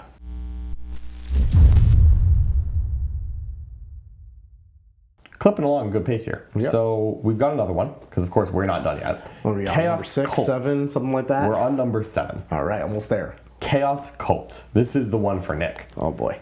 Desperate Devotion is the detachment rule. Each time a damned unit from your army It's cultist time. with the Dark Pact's ability is selected to make a normal move or advance move or declare a charge, excluding units that arrive from reserves this turn, it can make a Desperate Pact. See below. Not the same as Dark Pact. No, Desperate Pact. If it does, until the end of the phase, add 2 inches to the move characteristic of models in that unit and 2 to the charge rolls made for that unit. Now we're moving places. So normal move, advance, or charge, make a pact, a Desperate Pact, and not if it passes, just if it does. If it does the plus pact, 2. it gets +2. Nice. So what does Desperate Pact say? Well, this is probably going to sound very familiar. Each time a unit makes a Desperate Pact, it must first take a leadership test. If that test is failed, the unit suffers D3 mortal wounds before any effects of the Desperate Pact are resolved. So just to clarify this, I take any of my cultist squads, and I Yes. can just choose to make them take a Desperate Pact, and not if they came out of reserves, but any other scenario. Yes. And then they basically get movement 8 instead of 6, and they get +2 charge. And I have to take a leadership test. If I fail, I'm going to take some D3 mortal wounds. If I pass, I'm just faster. Yes. It's nice. I like that. And the Desperate Pact mechanic is something that's going to stick around. So basically, any scenario where you could do something that isn't a Dark Pact, they're going to tell you to make a Desperate Pact instead. As near as I can tell, a Desperate Pact is the same thing as a Dark Pact. Can I still make a Dark Pact? Yeah, because you still make a Dark Pact if you have the rule in the datasheet when you shoot or charge or fight. fight. This is when you move or charge. Okay, so now I can basically kill twice as many cultists on their garbage leadership while trying to use my army to make more of these mere mortals than they are meant Exactly. to be. Beautiful. But this there is is so chaotic. There is a second rule for the detachment. Oh. Traitor Guardsmen gain battle line. So, but they're not cult. They might be damned. They are damned. They are damned. Traitor Guardsmen are damned. Oh, Yes. so I could have 6 Traitor Guard squads. They're just troops like cultist troops. I like that. Exactly. All right, let's hit the enhancements.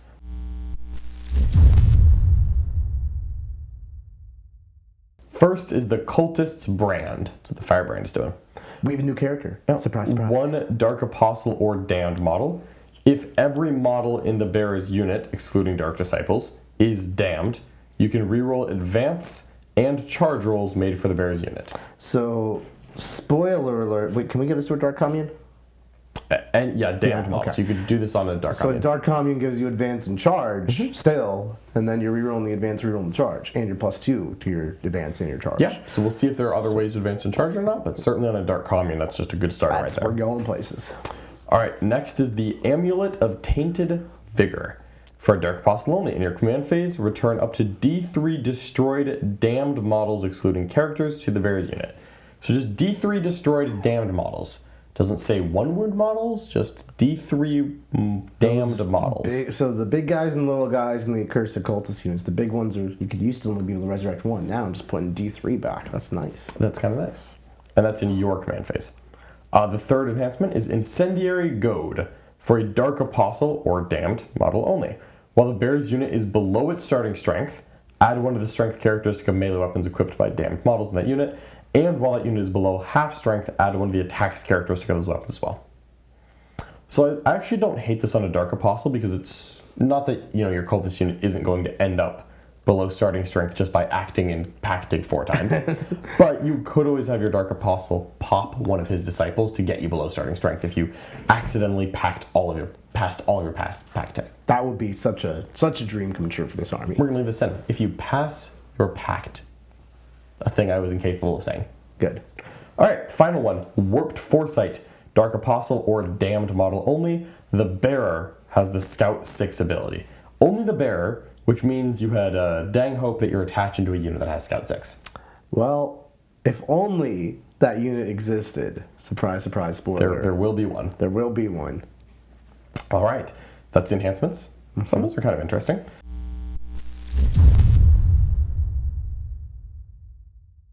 On to the stratagems. Chosen for Glory. In your shooting or fight phase, 1 damned unit that has not been selected to shoot or fight can make a Desperate Pact. Okay. So this is separate from a Dark Pact, which means since you're doing this, you could do both. You could Dark Pact and Desperate So this Pact. is in the shooting phase. So, like in theory, you could make a desperate pact to move faster, get to the shooting phase, make your Dark Pact for lethal sustains, and now spend this command point to make another desperate pact. Yep. In the shooting or fight phase. Let's see what it does. Until the end of the phase, each time a model in your unit makes an attack, reroll the hit roll. If you did not fail the Desperate Pact, reroll the wound roll as well. Okay. Let's hold the phone real quick. That could be pretty good. Reroll hits reroll is amazing.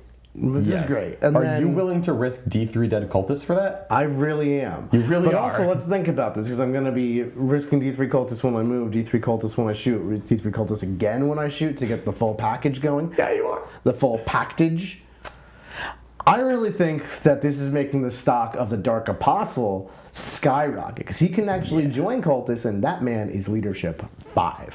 Yeah, if you get that unit, especially if he happens to have Scout in a unit that has Scout, if that unit does just go move 8, +2 to charge, reroll hits, reroll wounds. There's a Dark Apostle in there, +1 wound. I passed all my pack tests. I didn't actually take that much damage. Let's Could be a lot. Let's just clarify this real quick, because everyone's thinking, like, who are we going to put this with? Nobody scouts in Codex Space Marines. They're regular Chaos Space Marines. We're not going to put them with the Felgor Beastmen. They can't join them. That's true. You're going to put them with the Accursed Cultists. Those got scout. Yep, that is pretty good. That's pretty good. 1 CP, Selfless Demise. In the fight phase, after an enemy unit has selected its target, one damned unit, until the attacking unit has resolved all its attacks, each time model destroyed. Okay, roll 1d6 on a 6, they suffer a mortal wound. So just when your opponent in the fight phase hits a cultist unit, every time a cultist dies, roll a dice on a 6, This is you like the deal a old mortal. Tyranid strat, where you have your 20-man Yeah. cultist unit, they slam into you, they kill 20 cultists, you roll 20 dice, you might do 3 mortals, whatever. You know what? If Angron's getting wrapped in cultists, so be it. So be it. You're going to do this when your opponent is down to a 2-wound Gazcool, and it's just that important. Sometimes this strat's going to have some value. A lot of times you're going to save your CP to reroll hits and wounds. Yeah, that's what I would do. Okay, next up we have Infernal Sacrifice, a battle tactic for 1 CP. One damned unit that has not been selected to fight this phase, it is a fight phase stratagem, can make a Desperate Pact. If it does, your unit suffers D3 mortal wounds in addition to any suffered for failing the resulting leadership test. So you are taking D3 mortal wounds. You will be. Yes, and if you fail, it'll be 2d3. And until the end of phase, add 1 to the attack's characteristic of melee weapons equipped by models in your unit. If your unit did not fail the leadership test, also +1 strength. So, Okay. You are taking D3 mortals, but +1 attack, +1 strength. All of a sudden, this Accursed Cultist unit is looking like it's going to kill everything in the game. Yeah, except anything without armor contempt. Yeah, 2 up saves with armor contempt, you're still going to take 2 up saves against it. Yeah. But Still, it's also a quantity of dice that you will drag down 2 up saves. yeah, no, that could be like 1 CP plus 15 attacks. Yeah. That could be a lot. Okay. This is really good. This is a good detachment. A little suicidal, but I'm here for it. It's cultists. It's cultists. All right. Crazed Focus. This is another battle tactic. One damned unit in the shooting phase that has not been selected to shoot this phase. Your unit can make a Desperate Pact. If it does, each time a modeling unit makes an attack, improve the AP of that attack by 1. And if you did not fail your Pact test, +1 strength to those ranged attacks as well. This one I'm a little less sold on. I don't know who to use it on. Because it's shooting only? Shooting only. Yeah, especially when the cultist data sheet has changed a little bit. You don't have that stubber and the grenade launcher. It and might as flamer. well say Trader Guardsman. It's really going to be on Trader Guardsman. I don't think I want to spend SCP. Nah, probably not. You might. +1 AP and what is it, strength? If you pass the test, pass. it's strength, yeah. You can get the strength 10 meltaguns is not bad, but it's like 8. Yeah, I don't know if I'm willing to spend a CP and then hope I pass the pack test. Yeah. I don't think I am. I don't think so. You do have better strats in here. Okay. Luckily, there are 2 more strats. Reckless Hate, a 1 CP strategic ploy in your charge phase. Your unit is eligible to declare a charge and turn which is advanced. That's awesome. So you can get advance and so charge fast. without a dark commune on a crystal. Corn. Oh, no. So, okay. I was thinking Corn Accursed Cultist would be awesome for lethal you're not 5s, but you don't get that You don't detachment. get corn. No. Yeah, it's none of This that. is instead. This But is you that. could get in. But this means that you could take a Dark Apostle and still get access to advance and charge. This army's also just so fast. Yeah. We got 4 squads advance in charge after scouting with 3 of them. And they're all +2 move, +2 advance, +2 charge, advance and charge.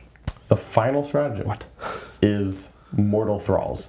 In your opponent's shooting phase after an enemy unit has selected its targets, 1 Heretic Starters unit from your army that is selected as a target, one friendly damned unit within 3 inches of your unit and visible to both your attacks and the attacking unit. Until the end of phase, while your damned unit is on the battlefield, each time your opponent would make a wound roll for an attack that targets your Heretic Astartes unit. If your damned unit is visible to the attacking unit and is an eligible target for the attack, no roll is made. Oh god. Instead, your damned unit suffers a number of mortal wounds equivalent to the damage characteristic of that attack. Yeah, this one is going to get you obliterated. Okay, so let me recap that word salad that they just laid on us. Yeah. When your opponent shoots you, a Heretic Astartes unit, and this could be a Land Raider, this could be Abaddon, this could be a second cultist unit. Pick a damned unit within 3 of the enemy that they tried to shoot. Each time they would make a wound roll, they don't actually have to successfully do it. So you're really foregoing the toughness of your Land Raider. Yes, no roll is made, and oh no, this is not a choice. Once you spend the CP, if I shoot a Melt-A-Gun at your Land Raider, and you say, aha, you hit the cultist instead, I'm going to start shooting every lasgun in my army at that Land Raider. Because you auto wound basically, and every time you hit, a cultist will take a mortal. Yeah. And if in the case of that Melt-A-Gun, you hit and then you resolve the damage. Oh, I rolled 6, and then +2 is 8 damage. 8 cultists die. Okay, this strat, I don't know what they were trying to do. They did not do it. Maybe when someone is about to shoot your only Havoc squad. But let's be real, every non-damned unit that you take in this army has 0 reason to exist because there's no other rule that benefits them. I am not using this strat. And here's the reason to use the strat, in all honesty. It's like if you have one unit that has to live. Maybe it's on an objective, or maybe it's performing an action, or just this one unit has to live. And then you functionally take a 20-man cultist unit, and you're not giving it plus 20 wounds, but you are taking 20 damage off of what it could take. Yeah, and I think if you have an accursed cultist unit, getting hit by something that is very likely to wound. Yeah. Something like strength 8. Right? And you just be like, oh god, shuffle these onto the less expensive cultist next to me. Right. That's something. Right. So it's like using it on a Land Raider to have the Land Raider create massive inefficiency in your cultist death. I don't think that is the strat. No. But using it on a cursed cultist unit to protect it with a regular cultist unit, I could see that. Yeah, that could be valuable. Yeah, right. Okay. Nick, what do you think of the Chaos Cult detachment? That's the end of it. The coolest one ever, besides the other coolest one ever with the battle shocks. There you go. This is the second coolest one ever. I love it. I think it's very thematic. I think double dying, triple dying cultists is going to be hilarious. I remember there was a game not too long ago where Quentin and I played where I pacted my cultists into dying. Yeah. So this is I'm only more excited to just keep doing that. The speed I think might be insane. I mean, like Cursed Cultist units getting Scout 6, then +2 advance and charge, reroll advance and charge for the one squad, just send them off. You could jam someone up. I have no idea how good this would be. I mean, you hit crazy hard. But like you also you only get 3 Accursed Cultist units, and the rest are kind of ass. So I do not know. Yeah, I don't know what I take in here besides that. Frankly, what I'm assuming is I just take like good data sheets. Yeah, right. Like 3 max Accursed Cultist bricks with the support characters, and then maybe like a handful of cultists, and then just a regular CSM army. Yeah, maybe. I kind of want to run it like a dummy who runs 120 cultists, 60 traitor guardsmen, and max Accursed Cultists. You can borrow 60 of my guardsmen for that, no problem. I also am not here for the 5-hour stream game, but we'll see. We'll see. Tough one. If you like the video, subscribe to the channel, and leave a comment saying that you did for this reason, I'll factor that into whether or not I run this video, run this list. This is what you're playing into the crew when those are painted? I am playing the crew, John. I can't play myself. We're not doing Nick versus Nick with Nick on the computer. That's for Jack. Okay.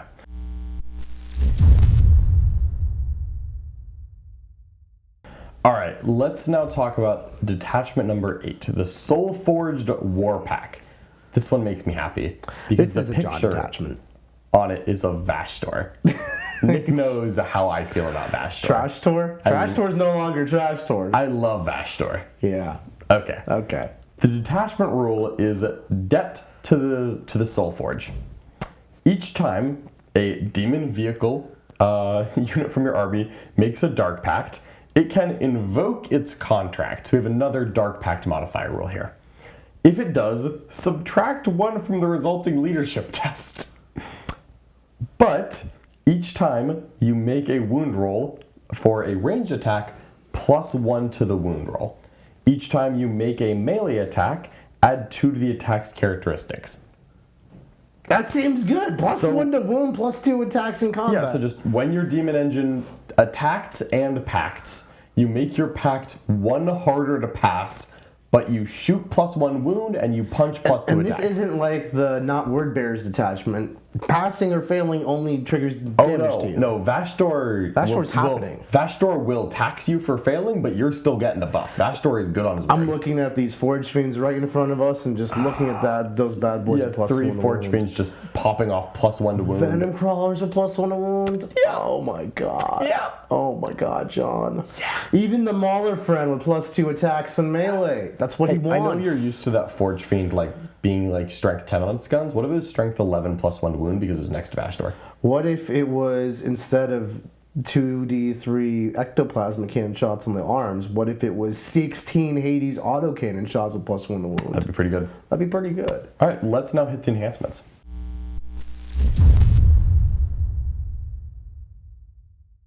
Invigorated Mechatendrils. I do love my mech. I do love Mechatendrils.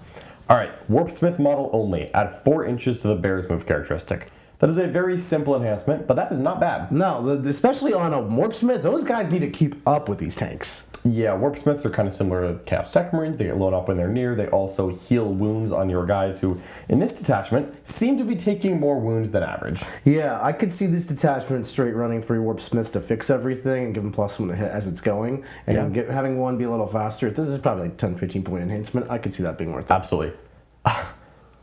So far, this is my favorite enhancement. Oh boy. Tempting Addendum. I'm going to read you the lore of this too. The Archiphane's contracts are malleable by design. More power can be offered should the supplicant be willing to bear the debt in souls. That our contracts are malleable by design. All right. Each time, so this is just for any Heretic Astartes model. Yeah. Each time a Heretic Astartes demon vehicle from your army invokes its contract, so pacts and super pacts, within 3 inches of the bearer, that is not a large aura. If it suffers 1 or more mortal wounds as a result of that dark pact, add 1 to the number of mortal wounds it suffers. Wait, what? But also reroll hits. Okay, so homeboy hurts himself a little bit more, fails it for an extra mortal. Yep. And then rerolls hits. I think I accept. I will accept. If I pass, nothing changes. Yeah, if you pass, nothing changes. If I pass, but it wasn't malleable. you are now -1 to the pact test and +1 mortal if you fail. But that Forge Fiend is now reroll hits +1 to wound. God. What do you think, Nick?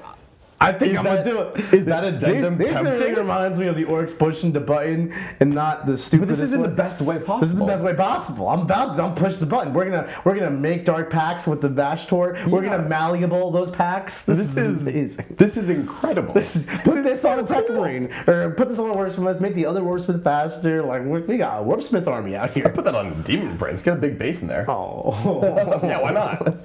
You think I'm taking Demon Princes? That's not a Forge Fiend.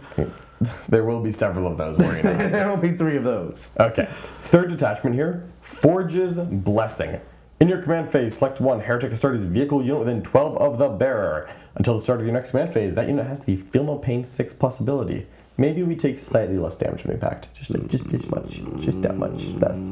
Just a little bit less. This seems like you're half-assing it. Okay, fine. All right, still kind of a cool enhancement. It's good. 6 up heal pain is good, especially for a tank army. Yep. And the final one is Soul Harvester for 1 Heretic Astartes model. While the bear's on the battlefield, each time an enemy unit within 12 inches of the bearer is destroyed, roll a dice. On a 5-up, you gain a CP. Okay. Yeah, that's it. I'm not cool. against that. Yeah. Yeah, That's fine. Nothing crazy on that one.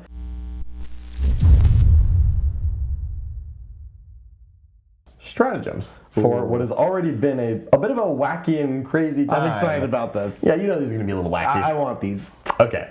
1 CP Desperate Pledge. 1 Heretic Astartes demon vehicle from your army that has not been selected to shoot or fight. If you invoke its contract, +1 AP. Of course I'm going to invoke its contract. Yeah, of course I'm going to invoke its contract. Let's get that Hades autocannon Forge Fiend to +1 to hit, +1 to wound, +1 AP. Reroll hits. Reroll hits. Let's murder something. We're actually taking the profiles and turning them into something they are not and killing people. That's kind of cool. We are at the point where Hades autocannons are not memeing, they are dreaming. Nope, that's pretty good. That's pretty good. That's a good strategy. Yeah. It's a battle tactic. Not that it really matters since you're not really You're not taking Chaos Lords in this detachment. No, you're not. 1 CP, Glut of Souls. Is this a Nurgle one? This feels Nurgly. There's no gods in here. Vashtor is god. Vashtor is god. All right. In the fight phase, 1 Heretic Astartes Demon Vehicle, excluding Titanic. Sad. No Lord. That has not been selected to fight this phase. This is fight phase only. If your unit invokes its contract, each time it makes an attack that destroys an enemy model, roll a d6. On a 5, you regain a lost wound. Oh, that's good. Yeah, so just a Mauler Fiend goes in, spends a CP, pops its contract, starts killing guardsmen, kills 6 guardsmen, rolls 6 dice, every 5 up is a wound back. That's nice. To a maximum of 6 wounds, although, dear God, I don't know how you're going to kill so many guardsmen that you're rolling 6 5-ups. Well, you could. You could kill 10 pretty reasonably. It can start adding up pretty fast, yeah. When you got that Mauler Fiend plus 2 attacks in combat. Yeah, and then you have 8 good attacks, and if you go for Lash of Tendrils, you have 6 extra attacks. You could kill a lot of guardsmen. At that point, you are killing a lot of guardsmen. There we go. All right, 1 CP, Demonic Possession. 1 Heretic Astartes vehicle from your army, excluding demon units. Land Raiders and Vindicators. Interesting. It gains the demon keyword. Oh, my demonic Land Raider. For how long? Your command phase until the end of the battle. The end of the battle. I'm popping that thing turn 1, turn 2, maybe turn 3, and we're living life. I saved the best for last. Yeah, turn 1, you pick a Vindicator and say, hey, for the rest of the game, that Vindicator can be +1 to wound if it wants. And also +1 AP and reroll hits and all kinds of good stuff. Yes. Yes, it can. Yes, it can. Land Raider, yes, it can. Predator Destructor, why not? Everyone wants a Predator Destructor with +1 to wound. I want a Vindicator with +1 to wound. Strength 14 +1 to wound is I pop sustained all the time because we wound everything on 2s. So if you take a Warpsmith, which you will, and you put it on the Vindicator, it hits on 2s. Yes. And then you use sustained hits from your Dark Pact to get functionally sustained hits for a 100% hit rate. Then you pop this strat on it to make it +1 to wound when it makes its pledge. And then your strength 14, nothing in this game is topped as 14, so you're going to wound not much. everything in the game on 2. Yeah, like the one time you wound a Stompa on a 3-up, I'm sorry, we lied to you. You wound a Stompa on a 3-up. Yeah. So I think that's okay. I think that's demonic. That's incredible. And a the ludicrous length of amount the of damage. stratagem is the crazy part, because this looks okay as just like a 1 CP command phase give a thing a rule stratagem that we've seen so many times. Yeah. Until the end of the battle. Right, you'd say you do this and it's an investment. You're literally investing your command points for rules. That's good. I like. We are love, here, folks. I love that both as a stratagem and I love that mechanically. I have been waiting.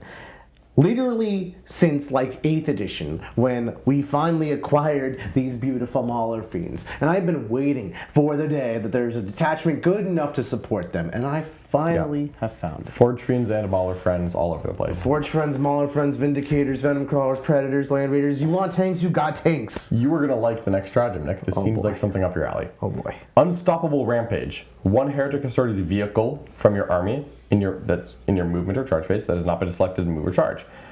Each time you make a normal, advance, or charge move horizontally through terrain features as if they were not there. That is my favorite strat for any vehicle-based army. I hate walls when I'm playing tanks. I love move blocking people. I love using walls against them. This is no, amazing. You can still move block them. Yeah, but whatever. Now it's harder. That's fair. So what you're saying is your rampage will not be stopped? My rampage is unstoppable. Excellent. All right, 1 CP, Predatory Pursuit. Do you run this with Predators? You can. You better. Let me read it to you and then you get to decide. Okay. In your opponent's movement phase, after an enemy unit ends a normal, advance, or fallback move, 1 Heretic Astartes vehicle unit from your army that is within 9 inches of that enemy unit, and not within engagement range of one of our enemy units. Your unit can make a normal move of up to 6 inches, but must end that move as close as possible to that enemy unit. Okay, Predators might not be the tank to make use of this. Maybe not. But that is counterintuitive to the name. It is. So it's a reactive move stratagem for a vehicle, but you do have to end that move as close as possible. And not in engagement range? Normal move. So I meet you in the battlefield? Yeah, I don't know. I literally cannot think of a time where I would use this. I'm sure you could if you really spent some effort on it. Like your Land Raider is almost on an objective, and then your opponent puts a guardsman on, and then you say, "Aha, I'm contesting the objective." Right. Sure. Yeah, I don't really. I mean, why not? No, I don't really get it. You drive off of the objective 1 inch away, so your opponent can't draw Storm Hostile, and then you walk on the objective in their turn, and then you can't trigger Storm. Yeah, but then. Okay, there are a lot of good rules in this detachment.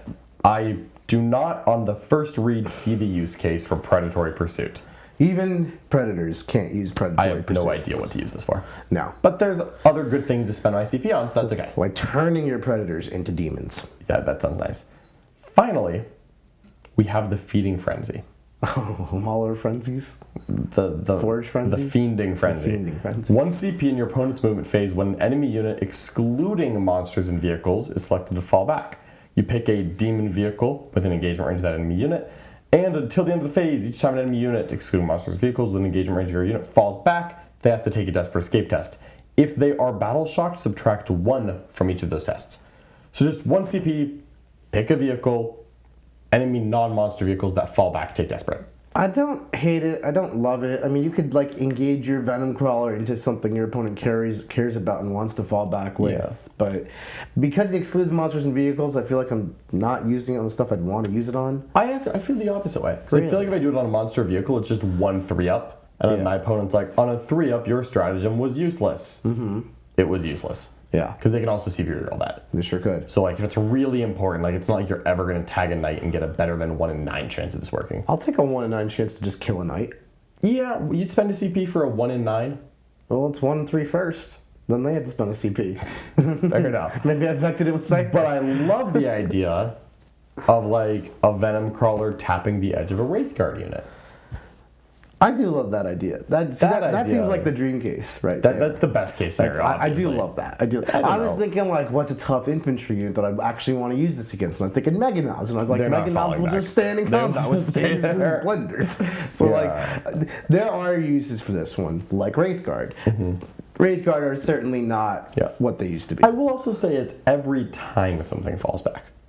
So if you theoretically drift a Rhino into 2 Aspect Warrior units, they do both have to take the Desperate Escapes. Right. And that could be cool. Yeah. No, it's not useless by any stretch. It is a demon vehicle, so pretend I said that you drift a Mauler Fiend into 2 Aspect Warrior units. It's gonna be something like a Mauler Fiend or a Venom Crawler. Or you could spend the strat to turn your Rhino into a demon. The Land Raider can probably tag 3 things. Defiler, get those big claws going. That is the end of the Soulforged Warpack. I really feel like this is cool. I love it. I really feel like it's doing what it does. Mm-hmm. It does it very well. It's not trying to do anything else, and that's just okay. The rules are telling you what units to take. And you're going to take them. Yep, you're going to take vehicles and demon vehicles. Probably more demon vehicles than regular vehicles, but a couple regular vehicles are going to be okay here. Yeah, you're going to turn some regular vehicles into demon vehicles. You're going to take... Warp Smiths and fix Yes, you will. There's actually no incentivization here to run Vashtor. No, his data sheet is the incentive. Is because he's good. But I do genuinely appreciate that they made a Vashtor detachment, wink, that doesn't say you have to have Vashtor. Yeah, that's true too. I think that's like nice. old Disciples of Vashtor, whatever it was, when you like killed Vashtor and the army just stopped having a rule. It's like, oh. It would have been nice, I think, if Vashtor gave the army a real direct buff that made you want to take Vashtor, but wasn't so much like my army sucks if he dies or if I don't take him. Yeah, well, he does have a buff for demon vehicles. He does. We'll get to that. We'll get there. Okay. So that pretty much wraps up all the detachments. That's all 8. All 8, not bad. Do you have one that stood out to you the most? So I think the most fascinating for me is the Battle Shocked one, because I love my Battle Shocks. I think the Cultist one is also incredibly interesting, very fast, very powerful, could be hard to gauge how good it's going to be without having seen it on table. Yeah. I think this Vashtor one is an incredible amount of firepower, but I think the defense and profiles of these vehicles might still leave a little bit to be desired. Mm-hmm. I think the Renegades one is really fascinating and probably the most well-balanced. Maybe that one or the Black Legion one I think is the most well-balanced. Those two seem very good. And I think the Deceptors leave me a little sad. I would like a little bit more from my Deceptors. Yeah, For there being 8 detachments in here, I'm surprised that there are this many of them that I'm genuinely interested in. Yeah, that's for sure. I'm not traditionally as much of a CSM player as you are. Let's be honest here. You play a lot more Chaos Space Marines than I do normally. Come to me for the Dark Gods. Absolutely, but I will say, just reading all 8 of these, like 5 or 6 of them have a real, like, oh, that would be fun to play with. Yeah, aspect to them. I'm really, really excited to get this army on the table. I want to try like every detachment at least once before I pass any real judgments. For sure. I think that'd be really cool. I think it's really exciting that we have this book. I'm very, very happy with this codex. Yeah, the 8 detachments, I think they did a fantastic job of making them each unique, and each of them has a reason to play it. Now, I think that some, like 1 or 2 of them do feel a little underpowered, but out of 8, that's hardly damning. Not the Battle Shock one. No, that one's obviously the best one, obviously. Obviously. But maybe Iron Brotherhood and Deceptors, both of those, I was like a little like, Yeah. Sorry, Felhammer Siege Force. Felhammer Siege Force definitely is probably the one I'm least excited about, but I don't love just playing defense to strategy. Yeah, because it wasn't so much defense that I want that to be my only trick. Yeah, it's just like, I am tough. I'm like, are you? I'm not that interested in that. Yep. Still, a lot of cool rules through all of these attachments. I can see several of these having very different play styles. But also none of them stand out to me as this is the one. I think the Pactbound Zealots, the revised index one, still looks pretty good. I think it's also cool that there's no like you said, there's no the one, but it's also there's no clear winner. Like there's no clear winners. That you can legitimately make a vehicle heavy army that I think is good. You can make a cultist army that I think is good. You can make a balanced marine force that I think is good. Yep. You could run a jump heavy force and I think that's good. There is play diversity, and it's not obvious which one is just actually better. Yeah, if I had to off the cuff make a call, like I'm gonna just make an estimate here, which of these is going to be the best? I think my top 3 are definitely the Corsair, the Renegade Strike Force, the Renegade Strike Force, the Red Corsairs detachment, the Vashdor detachment, and the Pactbound Zealots. Those are the 3 that still strike me as the Pactbound Zealots is the original, as the index one. Yeah, those are the 3 that strike me as the most interesting competitively. Yeah.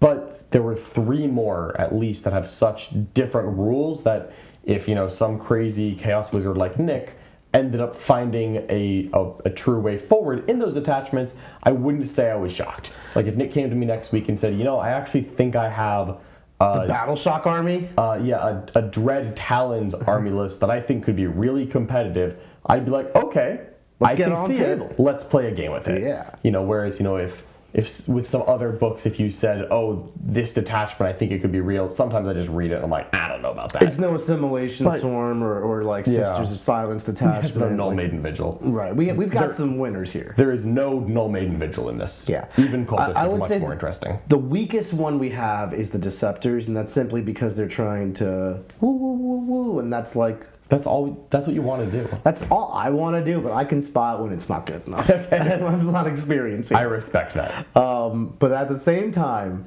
I can't be mad about having one detachment that's kind of like worse than the other 7. I have 7 new detachments that I'm really excited about. There's 8 in here, and maybe I'm missing something with the ones I'm sleeping on. We are. It is. If you're a Chaos fan, you're playing this army, or if you're looking to get into Chaos, this is such an amazing exploratory time because there's so much to dive into and so much newness that is not yet explored. Yeah, and it's honestly, I'm just very happy with this book. I'm not a Chaos Space Marine player traditionally. I don't anticipate that I'm going to suddenly go become our Chaos Space Marine expert. I think that's still Nick's job here. But as a non-player of the faction, I'm really happy with this book. There's a lot of flavor.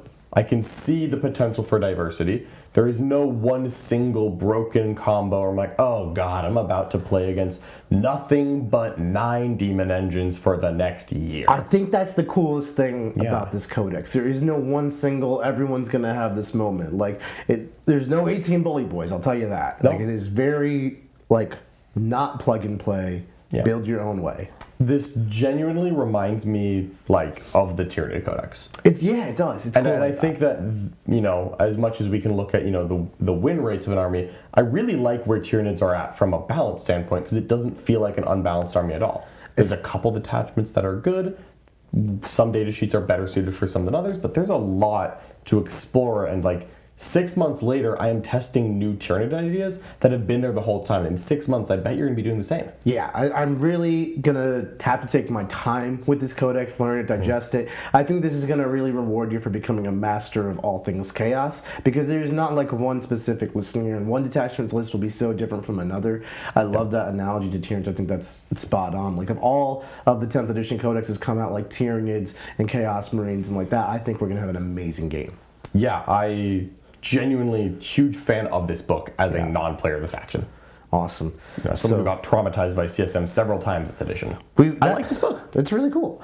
We've covered a lot of the detachments and all that new stuff, which is the bulk of the changes. But there are some subtle datasheet changes which have a varying amount of impact that I think we should cover as well.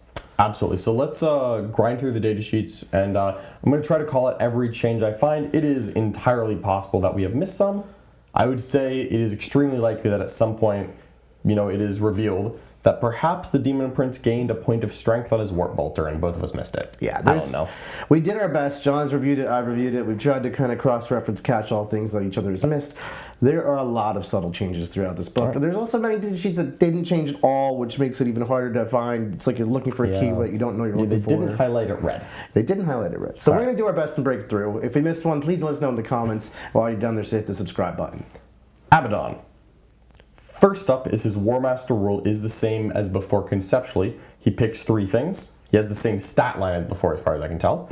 And so what his 3 things that he can choose from is the reroll hits aura that now excludes damned units, so non-cultists. That he would have been an auto-include in the cultist detachment, but maybe now you just leave him at home.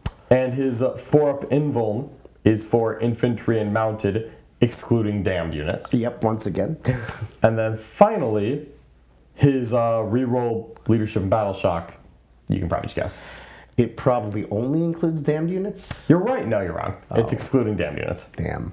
All right. His gain a CP rule, instead of when you pass a Dark Pact on a 2-up, is now if you pass a Dark Pact with a test of a 7-up, you gain a CP.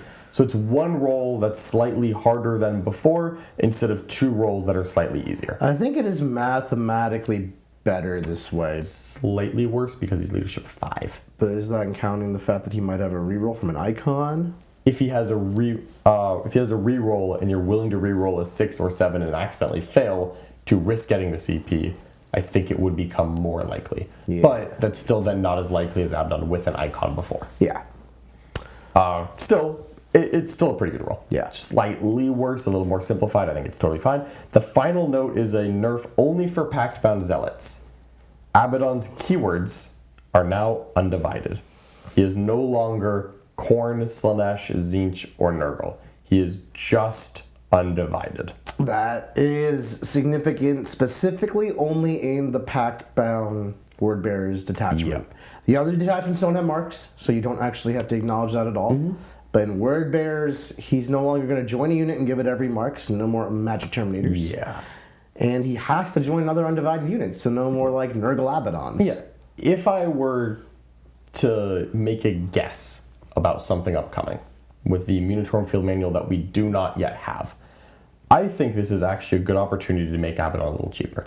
Yeah. Because you just couldn't properly cost an Abaddon that went in with full rerolls to hit sustained and lethal 5s, shooting sustained and lethal 5s every stratagem all the time. Yeah. It was so impossible to cost a 9-wound character that did so much correctly, and so he ended up being overcosted for what he brought.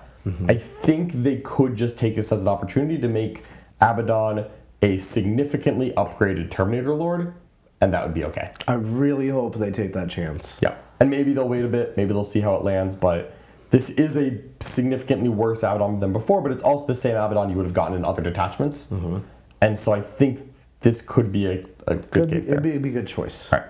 Harken World Claimer, to the best of my knowledge, has not changed. No, I don't think so. Most data sheets have not changed, but some certainly And I'll point out that his cool Battle Shock rule is a bit of a nombo in the Raptor detachment because it doesn't have a combo because it's the same rule but can't stack. Yeah, because remember the Dread Talons detachment said that you cannot force someone to take more than 1 Battle Shock in a command phase, and then he has the same rule. The same thing. So, cool guy.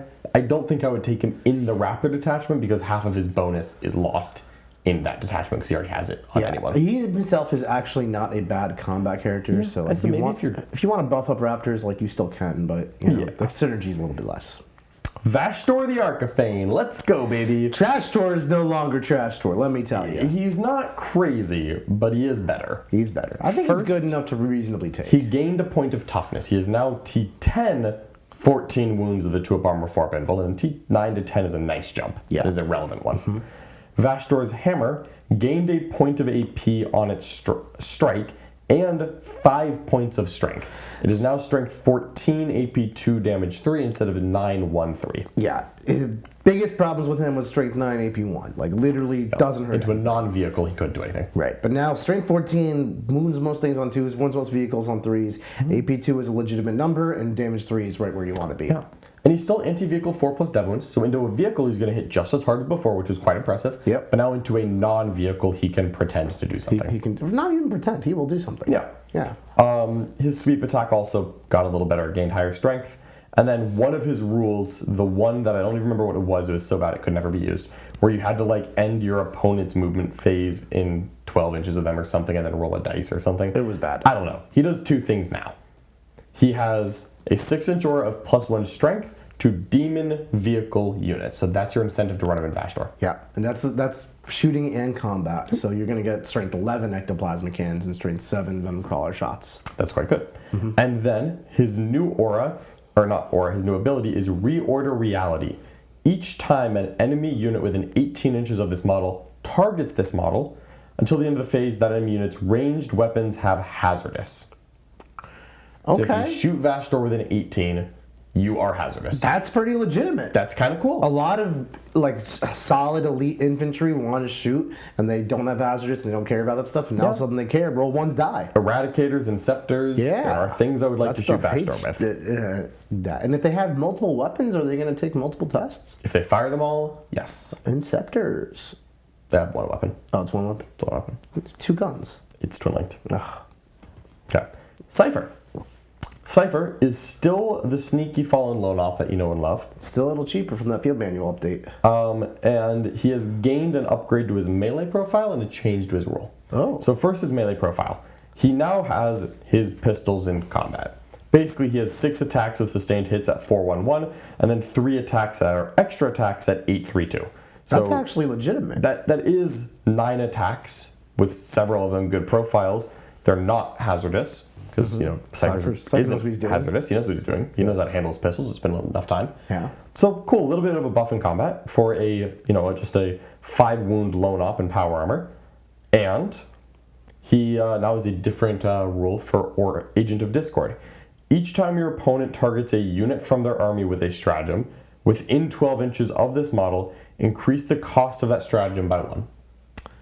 I kind of like it's that not more. Vect. It's not Vect. It's a 12-inch aura of all battle tactics go up 1. It's only battle tactics Still is battle tactics only, because only battle tactics can be modified. I don't like that as much. Yeah. 12 inches is a weird non-bow because he's a lone op and he's trying to be be within 12. Chill. But then also all of his pistols are range 12. And then finally his other rule I believe is the same. It's his guns blazing where once per turn, the once per turn might be new. When someone shoots a Heretic Stars unit within 3 of him, he can shoot back with his pistols. But again, it's with a 12-inch gun on a lone operative, so he's not trying to be within 12 in the opponent's shooting phase. Lone operative more seems like he's either doing nothing far away and just scoring, or he is using lone op to deliver his rules if it's a matchup where it's cool. Right. I think he's a little bit of a nerfed form of himself, but it's still Cypher. Yep. Fabius Bile, to the best of my knowledge, is unchanged, but I think he still is quite interesting. Right. And now that him being Chaos Undivided instead of being able to choose a God Mark, maybe is less of a weakness, honestly. Yeah, he can join pretty much anything in any detachment besides the... he can join Accursed Cultists, which I might be new. That is new. Chosen Cultist Mob and Legionnaires. You give +1 toughness to those Accursed Cultists. He does, since he does give +1 strength, +1 strength to melee and +1 toughness. He could give an Accursed Cultist unit just +1 toughness. I didn't catch that. That's quite nice. Yep. Kind of cool. And then we are on to the Chaos Lord. He is the same Chaos Lord. He can no longer take a bolt pistol. He can take the plasma pistol, which you were doing anyways. Next. Always did. You always did. Chaos Lord and Terminator armor. As far as I can tell, this datasheet is unchanged. It still has damage and is a Chaos Lord. Yeah. Cool. Chaos Lord with Jump Pack. This is new. Brand spanking new. Now the profile is a 12-inch moving Chaos Lord, as you'd expect. Yeah. His melee weapon options are a Cursed Weapon, Power Fist, or Twin Lightning Claws. I think I would very much want to take the Power Fist of those. Yeah. So you can't take a demon weapon? He can take a Cursed Weapon. He just can't take a hammer. A demon hammer, He yeah. can't take a hammer. And then so you can do Power Fist and Plasma Pistol, which is still pretty solid. He can only join Raptors, not Warp Talons. And his rule, besides the free stratagem that you'd expect, is he gives his unit Pile in and Consolidate 6 instead of 3. Which I initially was sleeping on, John, but you were selling me on the rule as an actually quite useful rule. Yeah, Pile in 6 means that he could tangibly reach a unit he didn't charge. And now, since we saw Pile in 6 a lot in 9th, but you couldn't swing on something you didn't charge, it was just for getting the rest of the unit to catch up. But now we don't see Pile in 6 much at all in 10th. And so now that could be useful. Charge Raptors into Scouts, Terminators kill Scouts, Raptors pile in 6 and find something else. Yeah, because you can still activate the unit. They'll get into gauge range of about 6 inches a lot more easily, and then just wail on something. Yep, that's pretty solid. Huron Blackheart is the same character as before, but his redeploy might be a little more interesting in a Deceptor detachment, where having redeploy and infiltrators at the same time can be powerful. Right. Sorcerer, as far as I can tell, the Sorcerer and Terminator Sorcerer are the same data sheets as before. Yep. This goes for the Lord Discordant and the Master Possession and the Master of Executions. There was one thing there we just wanted to highlight. I don't know if they took this away, but the Lord Discord is not actually a vehicle. I did check. He's not a vehicle right now. We just never noticed because he hasn't seen the table. Well, there you go. He's exactly the same. Yeah. The Master Possession, quite interesting, but is the same as before. The same. Master of Executions, Same thing there. Demon Prince, still the same. Winged Demon Prince, still the same. Still the same. Warpsmith, the same, but I will take a small opportunity to point out that at the end of your movement phase, you can select an enemy vehicle within 12 to take a battle shock test. Which? And I just want to point out all the various take a battle shock tests in case Nick wants to do something silly later. Oh, I appreciate you pointing them out. I really do. Of course. Thank you. The Why not I do something silly later? just in case. You never know. We do know. We do know. The Dark Apostle is the same data sheet as before. The Traitor Enforcer is almost the same. The Traitor Enforcer changed. They Yes, really pick them. His Brutal Example rule, which once per turn let you use the what is it? The Fire 1 CP Overwatch? auto pass morale check. Oh, Insane yes. Bravery. He used to be able to use Insane Bravery for 0 CP even if you had already used it, which is funny because you could only use it once a game. Now his attached unit can fire Overwatch for 0 CP even if you've already targeted a different unit. And he can still join those Traitor Guardsmen. Yeah, so you instead of auto passing a morale on Traitor Guardsmen, you can now fire Overwatch with Traitor Guardsmen. Which is all I've ever wanted.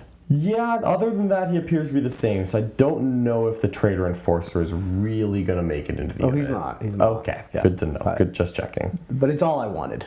Got it. The Dark Commune, as near as I can tell, is the same data sheet as before. Yep. Legionaries, unchanged. Unchanged. Cultist Firebrand is a brand new data Brand new character. So this is the guy from some box set. John. sheet. The Blackstone Fortress expansion. It was Ascension. Was That's the box the set that came with it, or the Blackstone Fortress Reinforcements Cultist box, which I have 2 of. So he's just like a cultist on a 32mm base, and he's got a flamer, and it's like a pretty cool flamer. Yeah, it's a Balefire Pike. Obviously, what does he do, John? Okay, so he is a 4-wound T4 4-up save cultist. This guy's going with the gym. No invul, but he is definitely beefier than a guardsman. He has a D6 plus 3 shot heavy flamer, so 5-1-1 ignore cover. Get it going. Torrent. He has a close combo weapon. He can join a cursed cultist and cultist mobs, so not Traitor Guardsman. But what he does do is when he's leading a unit, you can reroll leadership tests for that unit. So you could Reroll those desperate have a packs. cursed cultist unit that just rerolls leadership, and he himself is leadership 6. This is actually quite useful. Like in could that be quite army, useful. rerollable leadership 6s is the point where you don't actually kill yourself every time you try to use a roll. In addition, he has 2 rules. If you were tempted to do something silly, Nick, I don't even know if you know where I'm going with this. I have no idea. I really thought we were In done. your shooting phase, after this model has shot, select one enemy infantry unit hit by 1 or more of those attacks. That unit must take a battle shock test. Oh, we got there. Oh man, this guy's going in 3-0. That is a lot of battle shock. So we've got the Warpsmith. And we've got this guy so far. Yeah, that's some battle shocks. Now we don't know what this guy's gonna cost. In the back of the book, which is normally kind of fake as far as points are concerned, but for new units is sometimes indicative, he does cost 60. And I don't... John, he can't cost more than the cultists he's joining. He can't. He also... He's not allowed to. Please. I do agree that 60 seems a little steep. I literally, in my head, was thinking 20. I know that it's probably ludicrous, but like... Yeah, that was wrong. I mean, he's actively a character, right? So, like, giving up Assassinate, we can all agree is a bad thing in this game. They don't... That's not counts into points. It should. It should. Because, like, he's useless aside from his heavy flamer and, like, leadership rerolls. He can't cost 60. I believe I he will have an costs aneurysm. more than a dark commune. So when you're I'm just saying, man. Don't just say. I was just saying. No. Anyways, the cultist mob has received some changes, mainly in its war gear. Its rule is still the same. It sticks his objectives at the end of the command phase. He does that thing. But its war gear options, now it is just a brutal assault weapon. And the cultist champion can replace their auto pistol with a bolt pistol. Can we real talk? They have murdered my cultist Abaddon army. I don't get rerolls on my cultists. I don't get warp invils on my cultists. I don't get heavy stubbers on my cultists. They knew how strong you were, and they were afraid. I bet they even went so far as to nerf the Noctilus crown. We'll see, won't we? We shall. Okay. Next up is Accursed Cultists.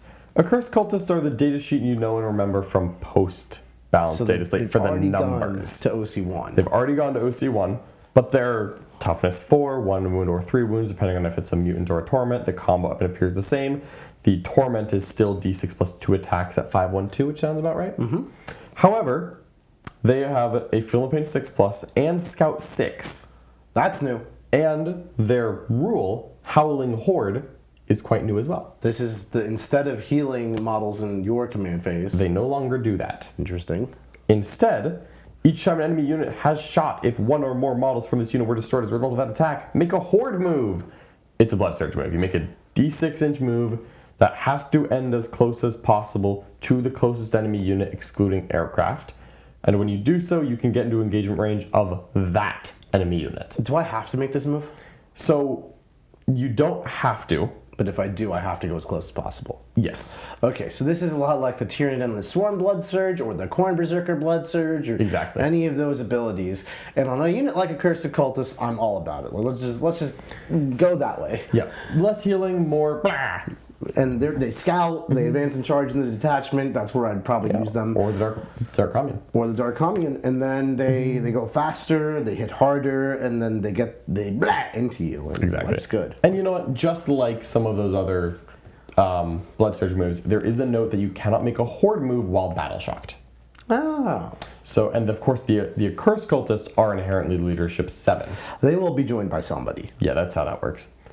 Okay, next up are Possessed. Possessed are the same data sheet you remember, with one little exception. That whole devastating wounds when they make a Dark Pact ability has a little prequel. Once per battle. If it makes you feel any better, John, Possessed didn't live to do it multiple times. Yeah, I think if I were to like Possessed, it would actually be in the Corsairs detachment.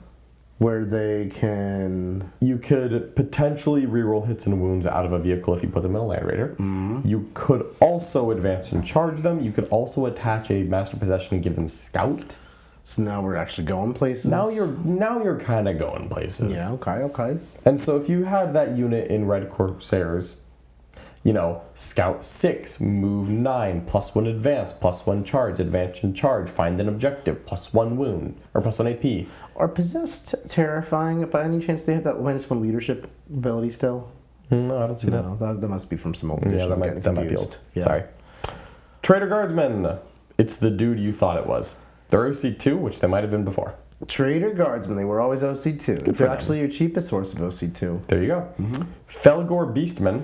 I believe they just lost Scout and gained a rule. Yes, they are still... We don't know what they cost, but they've been always overcosted. I still think they're overcosted. It's a T4 body. It's like a cultist that's T4, slightly better at combat. Yeah, that's what it is. Yeah, but for almost 100 points, instead of scouting 6 inches, you can go into strategic reserve.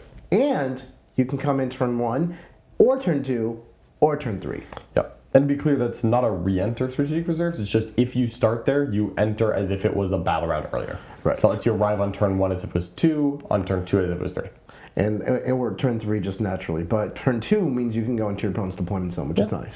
That's cool. Yeah.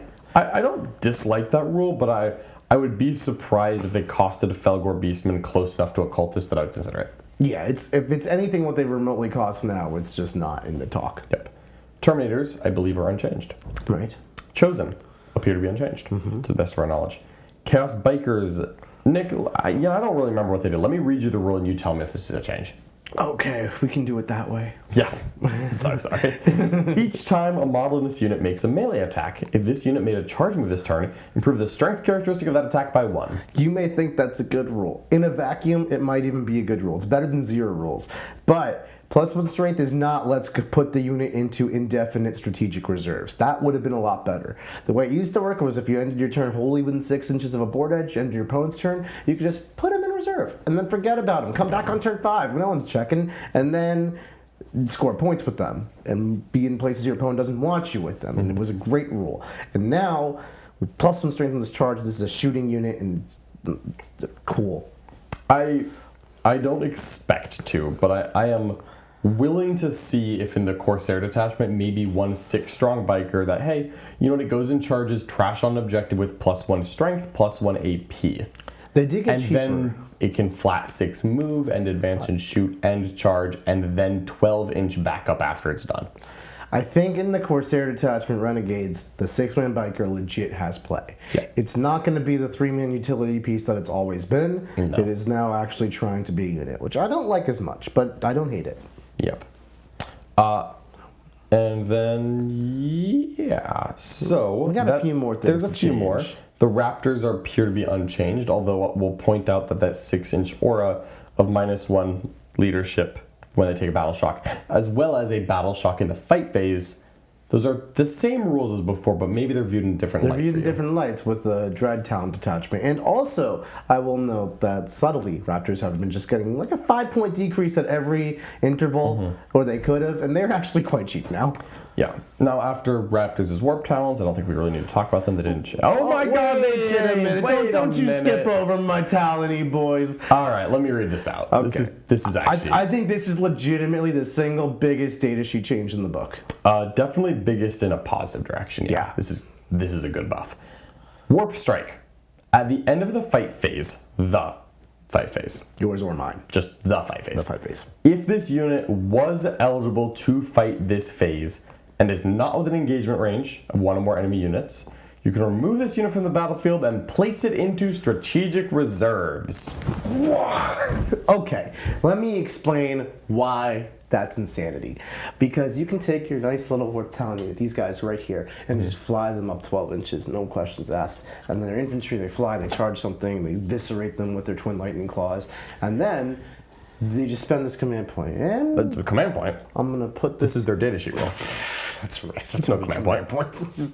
just gonna take this unit after I'm done murdering you and go straight into strategic reserve. They got these jump packs, because of course they do. That means they can go up into deep strike.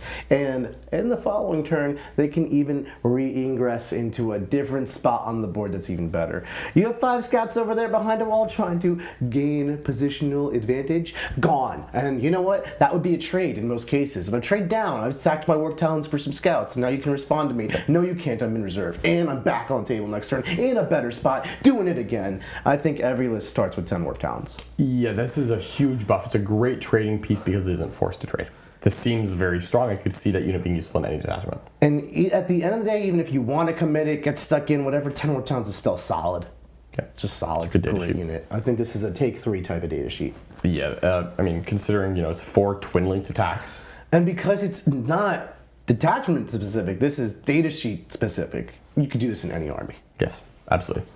All right, Chaos Spawn have received a change. Their OC went from 1 to 0. Oh, that's so not the change anyone wanted. And There, I don't know what their rule was before. Was it a heal? It was a heal D3. Got it. It is now, while an enemy unit, excluding vehicles, is within 3 inches of this unit, subtract 1 from their OC. Okay, I read that rule first, and I was like, this is an amazing rule. -1 OC is legit good. And then I read their stat line and saw OC 0, and I was like, what the hell?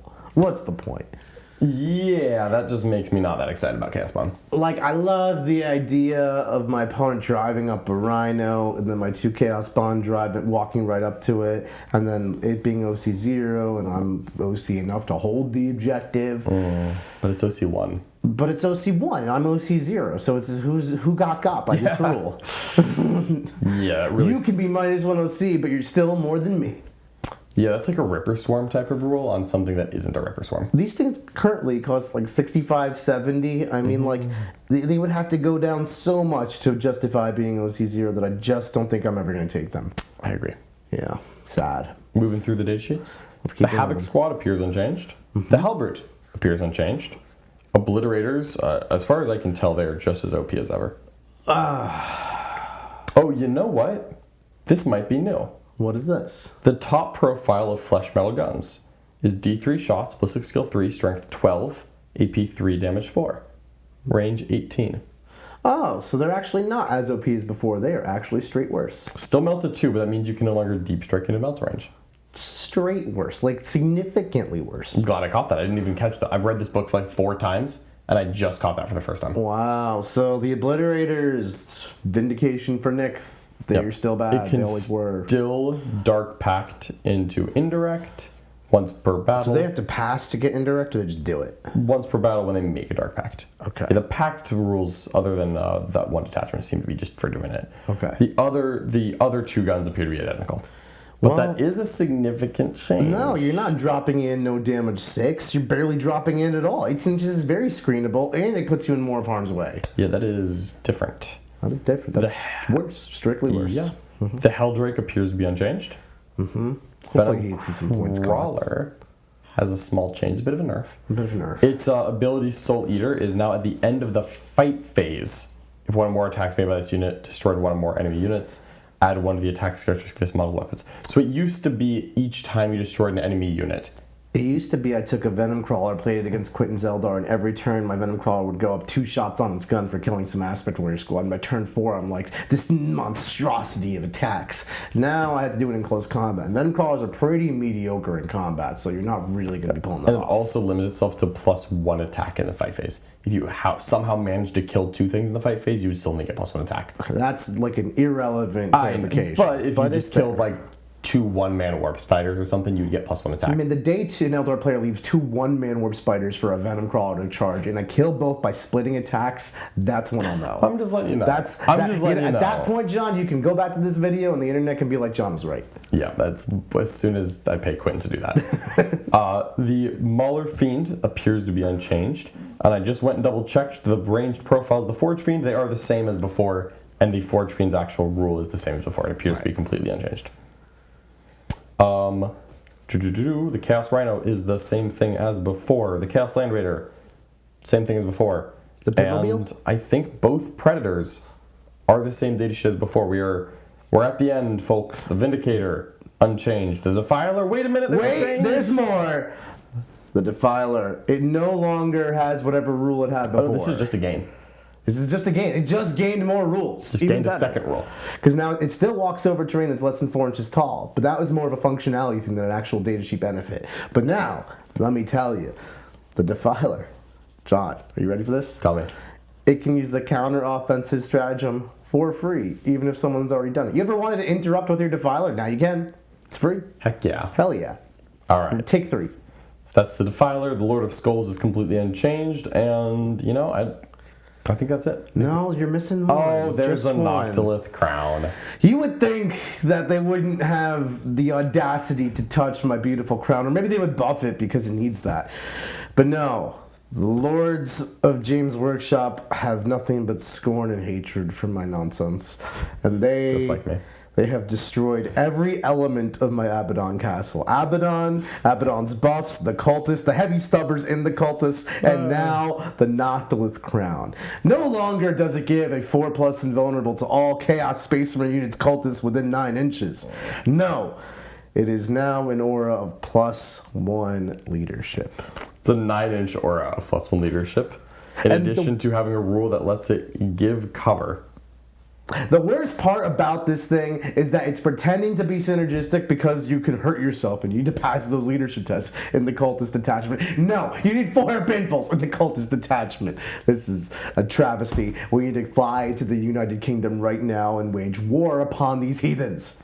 Yeah, so it seems that the Noctilith Crown may be seen in fewer, somehow this is possible, competitive lists than before. It was going from 1 to 0. I was the one, and now I'm sorry. I fought the good fight. I flew too close to the sun. I showed Games Workshop the power and beauty of the crown, and now no one gets to have fun. I am sorry. Well, I would say that the Corn Lord of Skulls was the last relevant rule in the book. With the Noctilith Crown, we have truly reached the end. I'm not ready for that, John. Yep. So, that is all the match play rules for the CSM Codex. As always, we're not going to be covering any Crusade rules, and we're not really going to dive too deep into the points printed in the back of the book, because those have historically been proven to be inaccurate.